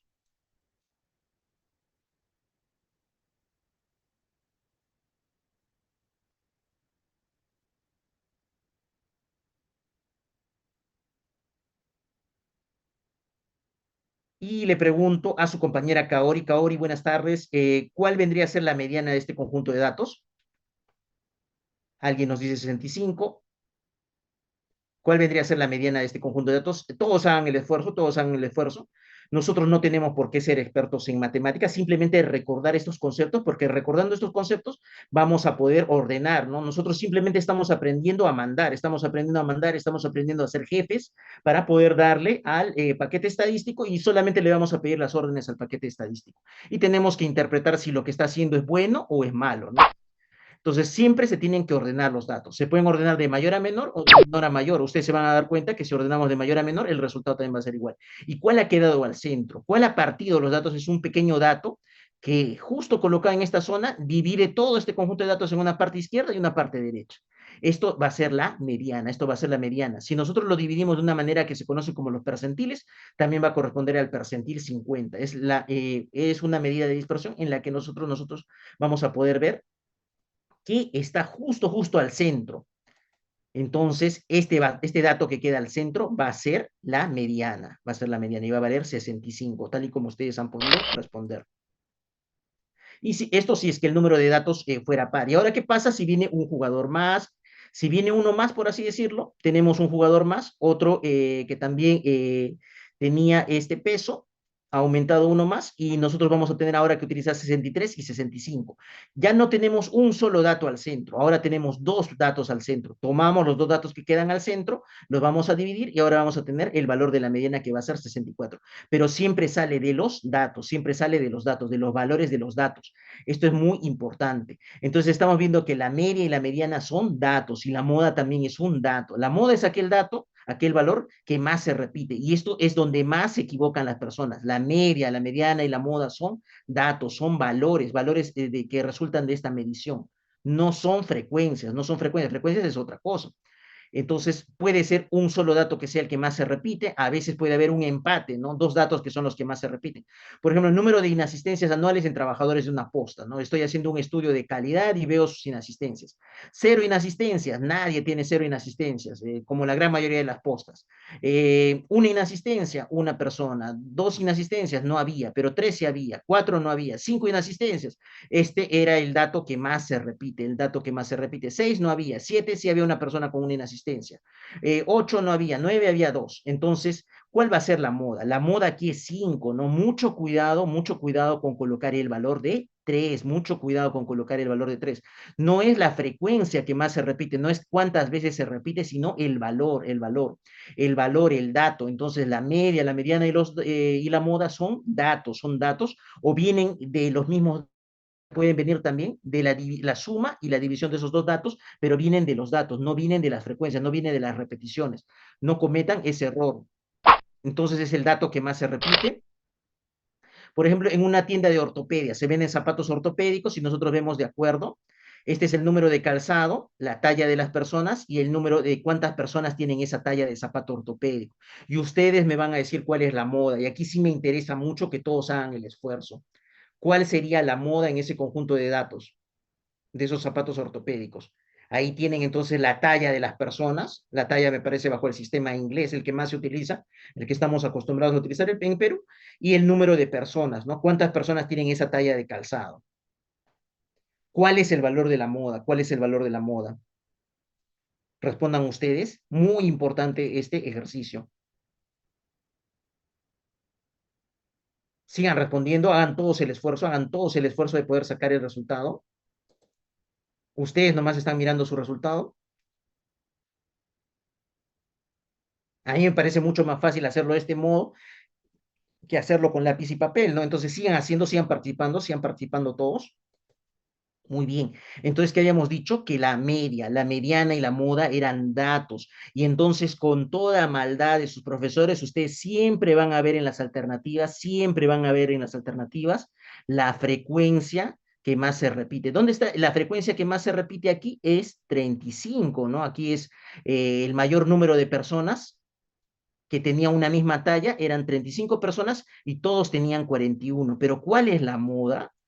La moda aquí es el dato que más se repite. Por ningún motivo ustedes deberían marcar 35. 35 es solamente la frecuencia. ¿Qué tanto se repite este valor? 35 personas, pero el valor es 41. La talla que más se repite, la talla de zapato que más se repite es 41. Y tengan ustedes la seguridad de que en un examen el valor de 35 va a estar en las alternativas, va a estar en las alternativas con toda seguridad, con toda seguridad. Y sí es verdad que lo compran 35 personas, pero a nosotros nos interesa el dato, el valor. Muy bien. Ahora vienen los conceptos de varianza o desviación estándar o desviación típica, ¿no? Entonces, esto también lo tenemos que recordar. Ustedes ya lo han visto con toda seguridad. Lo único que yo les pido es que lo aprendan para no olvidarlo nunca más. Uno de estos valores es el cuadrado del otro valor. Uno de estos valores lo genera simplemente el SPSS, el STATA. El otro valor también nos lo va a dar, pero nosotros simplemente tenemos que recordar cuál es el que está elevado al cuadrado y cuál es el valor simple, el que no está elevado al cuadrado. Y entonces la varianza, esta primera letra, porque todo vale para recordar, nos sirve, ¿no? Esta V, si ustedes hacen la V con la mano, ¿en qué valor les hace pensar? ¿En qué valor les hace pensar? En el valor de 2, en el valor de 2. Entonces, el que está elevado al cuadrado siempre va a ser la varianza, es lo único que quiero que recuerden. No es necesario que se memoricen la fórmula, ¿no? La desviación estándar, entonces, viene de la diferencia entre el valor del promedio. Aquí vemos en la fórmula, ¿no? Simplemente vemos de qué depende. Simplemente las fórmulas nos sirven para ver de qué cosa depende un determinado valor. Y aquí vemos que depende del valor de media o promedio, de la cantidad de los datos, que es n, de la sumatoria de qué tanto se aleja cada valor con respecto a la media, qué tanto se aleja cada valor con respecto a la media, y eso va a ser la desviación estándar. Un valor que nos representa qué tanto se alejan los valores del promedio, y la varianza, qué tanto se alejan estos valores, pero para no tener valores negativos, se elevó al cuadrado, la varianza. Entonces, por ejemplo, si aquí nos salía un valor negativo, con esto nos vamos a asegurar de que el valor sea positivo, porque al elevar al cuadrado siempre el resultado es positivo. Entonces, la varianza, el que está elevado al cuadrado, siempre el que está elevado al cuadrado, la desviación estándar, el que no está elevado al cuadrado. ¿Y para qué nos sirve la varianza? ¿La han inventado así por pura maldad o debe tener alguna información interesante que nos puede dar? Imaginemos que ustedes son residentes de nefrología, y entonces tienen la hemoglobina de tres grupos de hombres, ¿no? Les han dado, nos vamos a distribuir nuestros pacientes. Se distribuyen sus pacientes, se distribuyen por camas, y se dan cuenta de una cosa muy interesante. Estos tres residentes se han distribuido sus pacientes, que la hemoglobina de cada uno de sus pacientes renales, la hemoglobina es 13, 13, 13, 13. Entonces, si yo le pregunto ahora a uno de ustedes, porque es muy importante su participación aquí, le pregunto a su compañero Marcelo Fernández. Marcelo, buenas tardes. Buenas tardes, Marcelo, doctor. buenas tardes. Sí, buenas tardes, doctor. Excelente. Muy bien, Marcelo. Entonces, ¿qué grupo de pacientes, de cuál de los residentes piensas tú que está mejor o cuál de los grupos de pacientes piensas tú que está peor? Si solamente nos guiamos por el promedio de hemoglobina, todos tienen 13, a todos les ha salido 13. Entonces, ¿a ti cuál te parece que están más graves de estos pacientes? Los más graves son los que tienen 8, 8. Y 18 también, ¿no? Pueden tener otra patología, de repente nos hemos pasado con la darbopoyetina, con la eritropoyetina, tienen algún tipo de eritrocitosis, un problema hemato-oncológico, ¿no? Porque 18 no es un valor normal de hemoglobina tampoco, ¿no? Entonces aquí vemos estos pacientes, miren, estos pacientes están muy mal, estos pacientes están verdaderamente mal. Unos tienen 8, otros tienen 18, pero si solamente nos guiamos por el promedio, nos ha salido 13. Nos ha salido igual que el promedio en otro lado, que el promedio en otro lado. Es por eso que el promedio no siempre va a ser una representación muy buena de cómo está todo el grupo, ¿no? De cómo está todo el grupo. Entonces, por eso que no presentamos el promedio solo, ¿no? Que lo veníamos acompañado del promedio, de cuál unidad de dispersión, cuál era la medida de dispersión que acompañaba al promedio, responden ustedes. ¿Cuál era el eterno acompañante del promedio? El más menos, el que siempre le iba a acompañar en las buenas y en las malas. La del proceso, ¿quién iba a ser? ¿Quién acompañaba al promedio? La desviación estándar, ¿no? La desviación estándar. Entonces, con la desviación estándar, nosotros generamos este valor que viene a ser la varianza. La varianza es hija de la desviación estándar, y entonces aquí yo puedo ver que si yo le saco las varianzas a estos valores, definitivamente la varianza va a ser menor en este grupo, ¿no? La varianza en general es como decir qué tan variados son los datos, qué tan variados son los datos. ¿Son parecidos entre sí? ¿Casi todos tienen el mismo valor o tienen valores diferentes? Y aquí vemos que la varianza va a ser muy baja, los valores de varianza van a ser casi nulos porque todos tienen el mismo valor, varía muy poco. En cambio, aquí sí hay bastante variabilidad, aquí también tenemos bastante variabilidad. Entonces, ¿para qué nos sirve la distribución normal? Para poder reconocer un caso especial de cómo se distribuyen los datos, una colina que bien nosotros sabemos que la parte izquierda es igual a la parte derecha, pero no es cualquier colina, el área es específica, la altura que tiene esta colina es específica, el valor dependiente, cómo va subiendo, con qué ángulo va subiendo, todo es específico. Por eso yo recuerdo que cuando estudiaba estadística en la Universidad casi de Cachimbo, no tenía ningún sentido que yo hiciera esto a mano, estos gráficos verdaderamente no tiene sentido que los hagan a mano, ¿no? Deberían hacerse con algún software, porque dibujar una distribución normal no debería hacerse solamente con un papel y lápiz, ¿no? Verdaderamente cada cosa es muy específica, cada cosa de esta área es muy específica, no es cualquier colina donde un lado es igual al otro, ¿no? Esta altura, si es más, ya no es distribución normal, si es menos, tampoco la altura de esta colina ya no es distribución normal. Y la distribución normal es de las distribuciones más importantes, en las que si yo coloco un punto cero en la mitad, el promedio, a una distancia de una desviación estándar está 34,13% de los datos. Entonces, de esta área, si yo llevo a esta área un 100% de toda el área, el 34,13% de esa área estará entre 0 y 1, y una desviación estándar. Entre dos desviaciones estándar, yo ya veo que va a estar una cantidad mucho mayor, y entre dos desviaciones estándar, yo ya llego a tener menos dos desviaciones estándar y dos desviaciones estándar a la izquierda y a la derecha van a estar el 95,44% de los datos. Entonces, una gran cantidad de los datos, el 95,44% de los datos van a estar entre menos dos desviaciones estándar y dos desviaciones estándar. Y de allí se llama, el concepto de la normalidad no es un concepto de bueno o malo, nunca piensen que el decir que algo es normal significa que algo es bueno o es malo, simplemente es un concepto estadístico, es un concepto donde el 95% datos se va a agrupar cerca al promedio, van a estar pegados al promedio, ya sea menos una desviación estándar o menos dos desviaciones estándar, pero ese es el concepto de normalidad que a veces lo aplicamos en la vida diaria, ¿no? Entonces, lo normal es lo cercano al promedio. Cuando se dice que un alumno es normal, cuando se saca una nota parecida al promedio. Cuando se dice que el peso de un recién nacido es normal, cuando el peso del recién nacido está cercano al promedio. ¿Qué tan cercano? Menos desviación estándar, una desviación estándar, menos dos desviaciones estándar o dos desviaciones estándar, en cualquier punto dentro de este espacio, ¿no? De las menos dos desviaciones estándar a las dos desviaciones estándar. Y es un concepto que nos va a servir bastante. Y si nosotros seguimos aumentando el área, vamos a encontrar los casos más raros, ¿no? Los casos que eran valores muy bajos y los valores muy altos. Y esos son los que se están escapando, los que se están escapando de estas desviaciones estándar. Si nosotros medimos desde menos tres desviaciones estándar a tres desviaciones estándar, ya tenemos casi todos los datos, casi todos, y solamente quedaría alrededor de un 1% que se queda aquí en las puntitas, ¿no? Que se queda en una puntita, los valores más pequeños y los valores más bajos, ¿no? Entonces, esto simplemente nos sirve para organizarnos, nos sirve para organizarnos. Entonces, ¿cuándo se dice que un valor tiene una desviación estándar? ¿Cuándo se dice que un valor tiene una desviación estándar? Cuando el 95% de los datos aproximadamente se localiza entre menos dos desviaciones estándar o más dos desviaciones estándar. Y me gustaría que una aplicación muy útil de esto es el teorema del límite central, el teorema del límite central. Entonces, ustedes van a ver que una gran cantidad de valores que nosotros tenemos, de cualquier variable numérica que ustedes tengan, porque esto se cumple para variables numéricas se cumple. Entonces, ustedes van a ver, nosotros vamos recolectando datos y de repente yo mido un dato, por así decirlo, de glucosa, un valor de glucosa, y luego otro dato de glucosa, otra medición más, otro paciente, y sigo allí yo midiendo los datos de glucosa, van apareciendo más pacientes, sigo viendo, y van aumentando más mediciones, ¿no? Van aumentando más mediciones.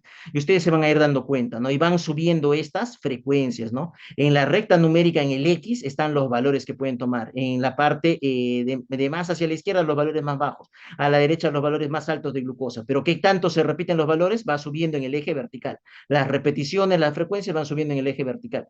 Y vamos viendo que mientras más datos sacamos, más datos sacamos, más datos sacamos, se va pareciendo más a la famosa curva de Gauss, ¿no? A la famosa distribución normal, a la famosa distribución normal. Entonces, todo depende de que en la gran mayoría de datos, en la gran mayoría de variables, si yo recolecto una cantidad adecuada de datos, siempre va a terminar pareciéndose a la distribución normal, siempre va a terminar pareciéndose a la distribución normal. Esto recuerden solo para las variables numéricas o cuantitativas, ¿no? No tiene sentido acá, obviamente que no son sexos biológicos, ¿no? Porque hay muchos valores. Sexo solamente sería de manera biológica una cantidad muy pequeña de valores, ¿no? Tampoco no es grado de instrucción, no es estado civil. Esto definitivamente solo es para las variables numéricas, solamente para las variables numéricas. Entonces, en las variables numéricas yo tengo esto, de que a partir de cierta cantidad de mediciones, esta distribución de los datos se va a parecer a lo normal. Y cuando se parece a lo normal, entonces yo tengo el permiso para hacer estadística con pruebas paramétricas. Yo ya puedo utilizar entonces muchas pruebas paramétricas cuando la distribución es normal. Entonces yo lo único que tengo que asegurarme es tener suficientes valores, suficiente cantidad de valores. Si yo comienzo a recolectar suficientes cantidad de valores, entonces yo puedo decir, ya tengo suficientes valores como para decir que se aproxima a la normalidad. Y esto entonces, ¿para qué lo utilizo? Yo lo utilizo para poder decir cuántos valores necesito para hacer.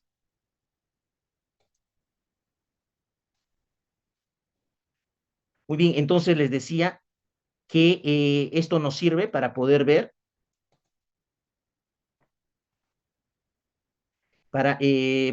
entonces cuántos datos necesito, porque si yo tengo suficientes datos, ya puedo decir, ya estoy dentro de lo normal. Y yo ya tengo entonces la confianza y la alegría de poder seguir adelante, porque ya he pasado la normalidad, ya voy a poder hacer uso de pruebas paramétricas. Entonces, ¿qué valor sería ese valor que ya nos dice ya estamos cerca de la normalidad? Usted ya puede utilizar pruebas paramétricas, depende mucho de la literatura, algunos dicen 30, otros dicen a partir de 50. A partir de 30 ya podrían pensar en que sus datos se aproximan a la normalidad, otros dicen por encima de 50, ¿no?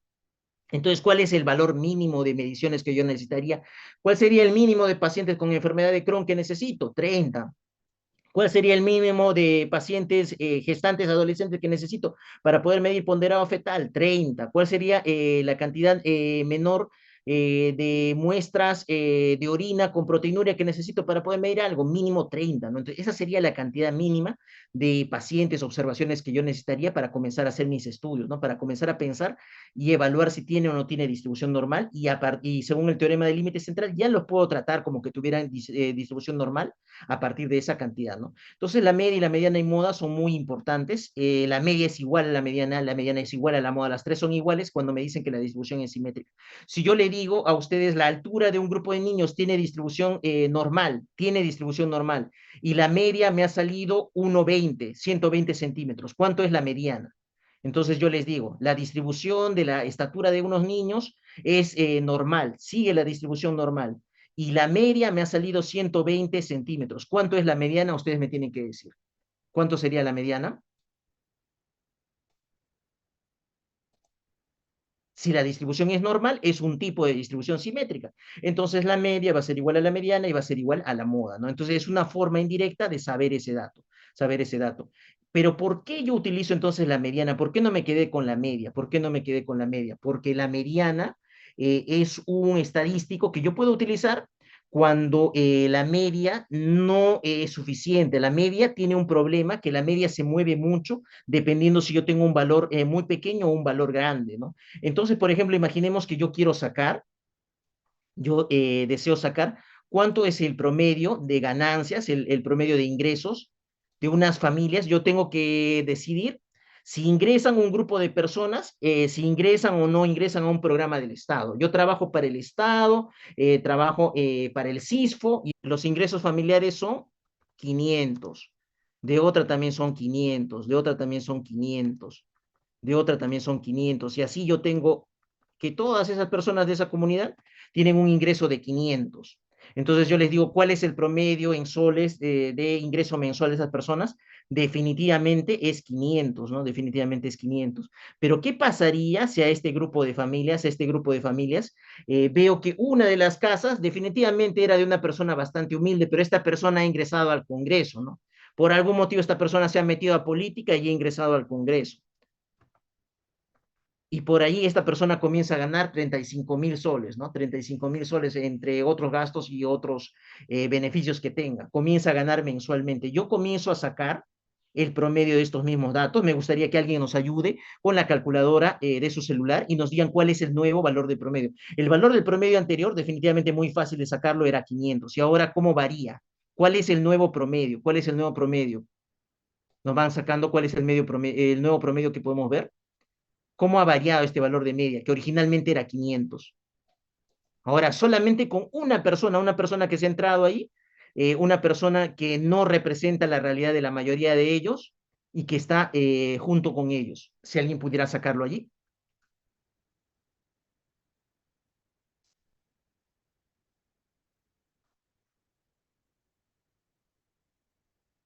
O le llamo a alguien para que lo pueda hacer. A su compañera Winnie García. Winnie, adelante, si pudiera sacarlo con una calculadora, con la calculadora del celular, de la computadora, simplemente para que ustedes vean cuál es el nuevo promedio.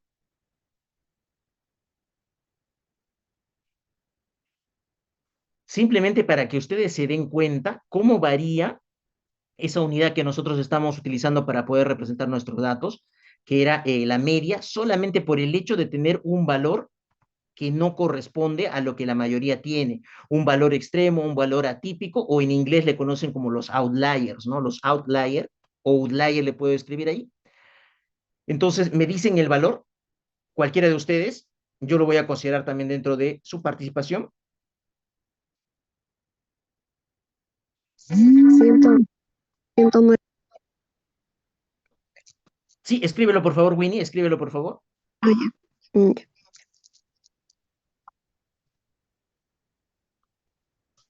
Cualquiera de los demás también ha podido sacar el valor. Así decirlo, este valor ya no va a representar las ganancias de ninguno de ellos. Y simplemente por esa decisión, imagínense, yo tenía la decisión de que participen o no participen en un programa del Estado que les da ayuda social.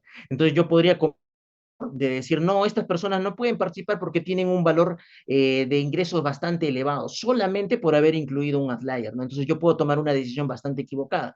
En vez de simplemente aumentarles o apoyarles a las personas que sí lo necesitan, por el hecho de haber incluido un outlier, un valor atípico, entonces yo me puedo llevar, excelente, excelente, Winnie, de 100,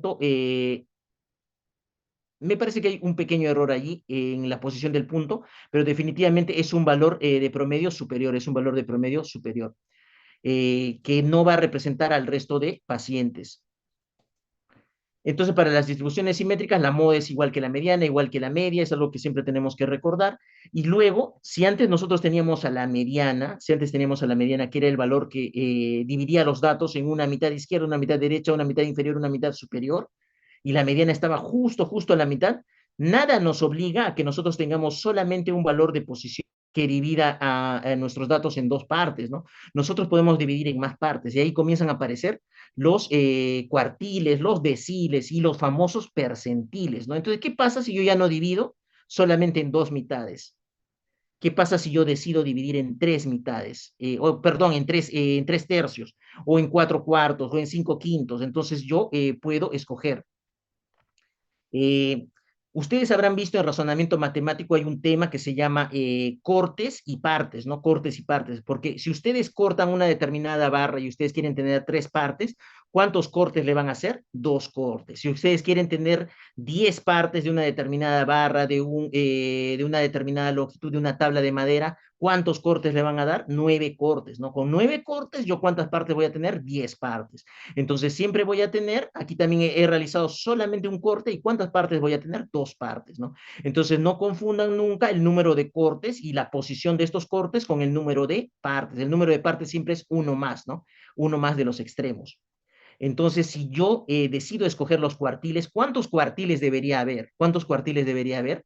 Entonces, por más de que el nombre dice cuartiles, el nombre cuartiles hace solamente referencia al número de partes, ¿no? ¿Cuántas partes tenemos? Cuartiles es que está dividido en cuatro. Y si está dividido en cuatro, ¿cuántos puntos de división tengo? ¿Cuántos cortes tengo? Tengo uno menos, ¿no? Q1, Q2 y Q3. Tengo solamente tres cortes. Y aquí se nota muy bien. Tengo tres cortes y tengo cuatro partes. ¿Y esto por qué se los digo? Porque en la literatura ustedes van a encontrar que muchos textos y a veces en el habla cotidiana le dicen cuartil no solamente a este punto, así como la mediana es un dato, ¿no? La mediana es un dato, un valor, y nosotros decimos cuál es el valor que está justo a la mitad. Entonces, cuando yo digo cuartil, los cuartiles también son valores, los cuartiles también son valores, son puntos. Y entonces, lo más correcto es decirle que un cuartil es un punto, es este punto de aquí, es este otro punto de aquí, es este otro punto de aquí. Son puntos que aparecen cada 25% del área, cada 25% de los datos y nos ayudan a dividir en cuatro partes, ¿no?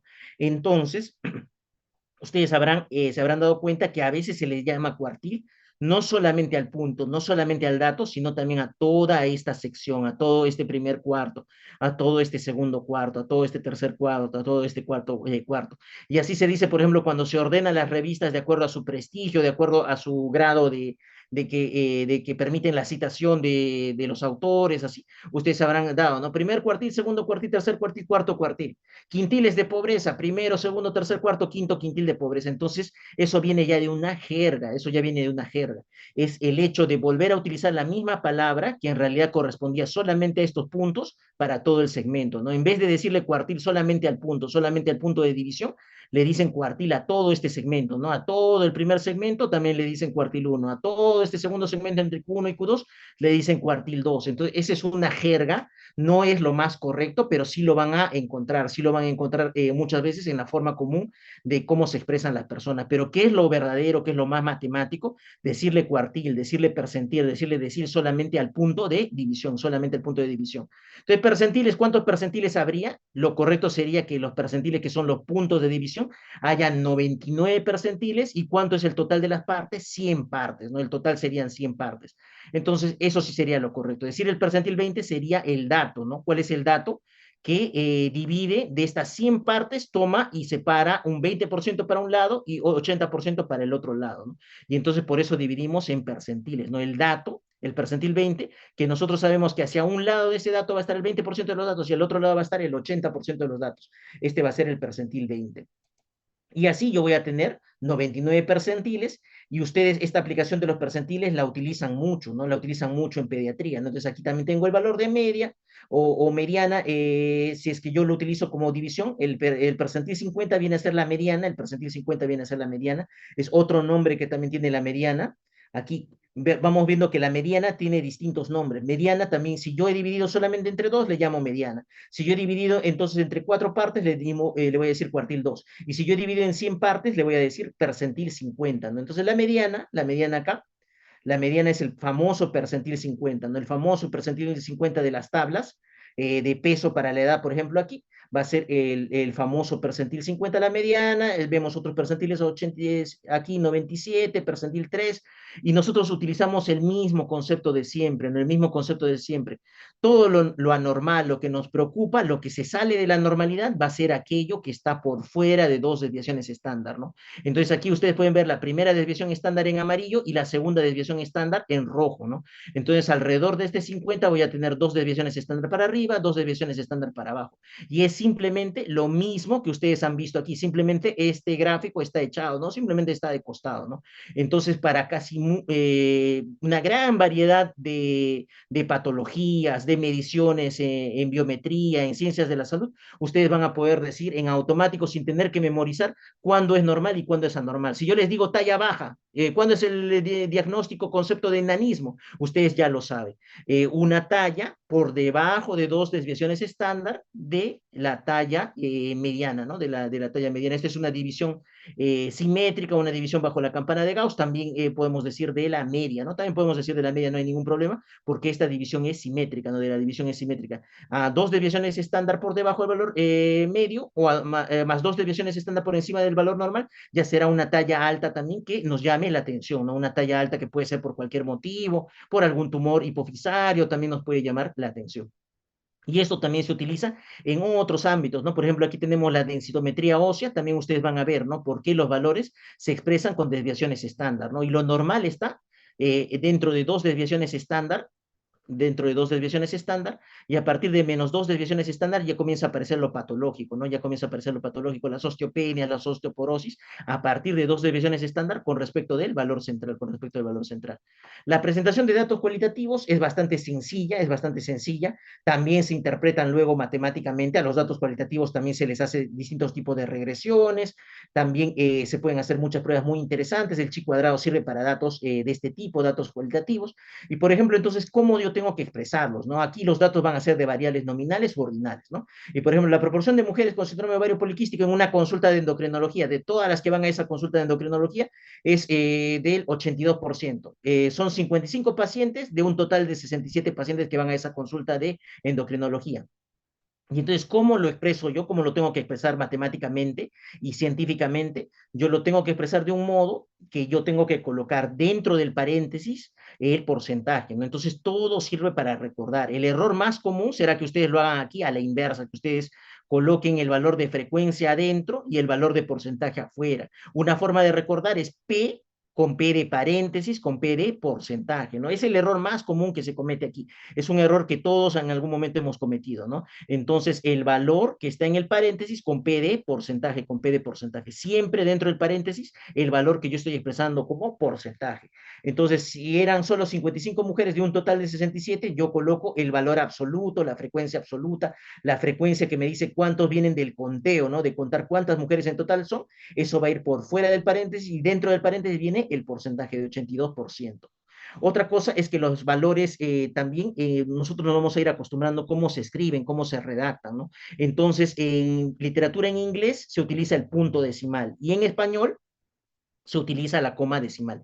Eso lo vamos a ver también más adelante, ¿no? Y finalmente agradecerles y recordar, ¿no? Aquí que dice la media, ¿no? La media Aritmética se queja de que ellos solamente le utilizan cuando hay outliers. La mediana se queja por el hecho de que nosotros vemos que cuando están presentes los outliers, los datos atípicos, nosotros tenemos que utilizar la mediana, ¿no? Tenemos que utilizar la mediana.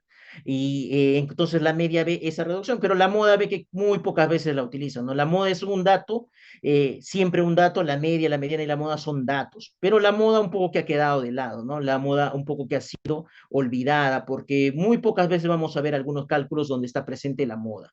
Si bien es un dato descriptivo, pero esta medida de tendencia central es la que menos se utiliza. La que más vamos a utilizar nosotros siempre va a ser la media, acompañada de su desviación estándar, y la mediana cuando haya datos atípicos, y vemos que la distribución no es normal, ¿no? Y vamos a ver que la distribución no es normal, y va a estar acompañada del rango intercuartílico. Muy bien, con esto estaremos terminando lo correspondiente a este examen, Sería muy bueno tener una clase de repaso y de preguntas, quedamos a su disposición para que ustedes puedan programar eso, y también esta semana tenemos que tener el examen. ¿Alguna duda, alguna pregunta más que tuvieran? ¿Alguna duda, alguna pregunta? Me parece que no hubiera muchas preguntas. Espero que participen mucho más en esa clase de repaso, que les recomiendo bastante de que haya una clase de repaso para este examen. Muy bien, eso sería todo.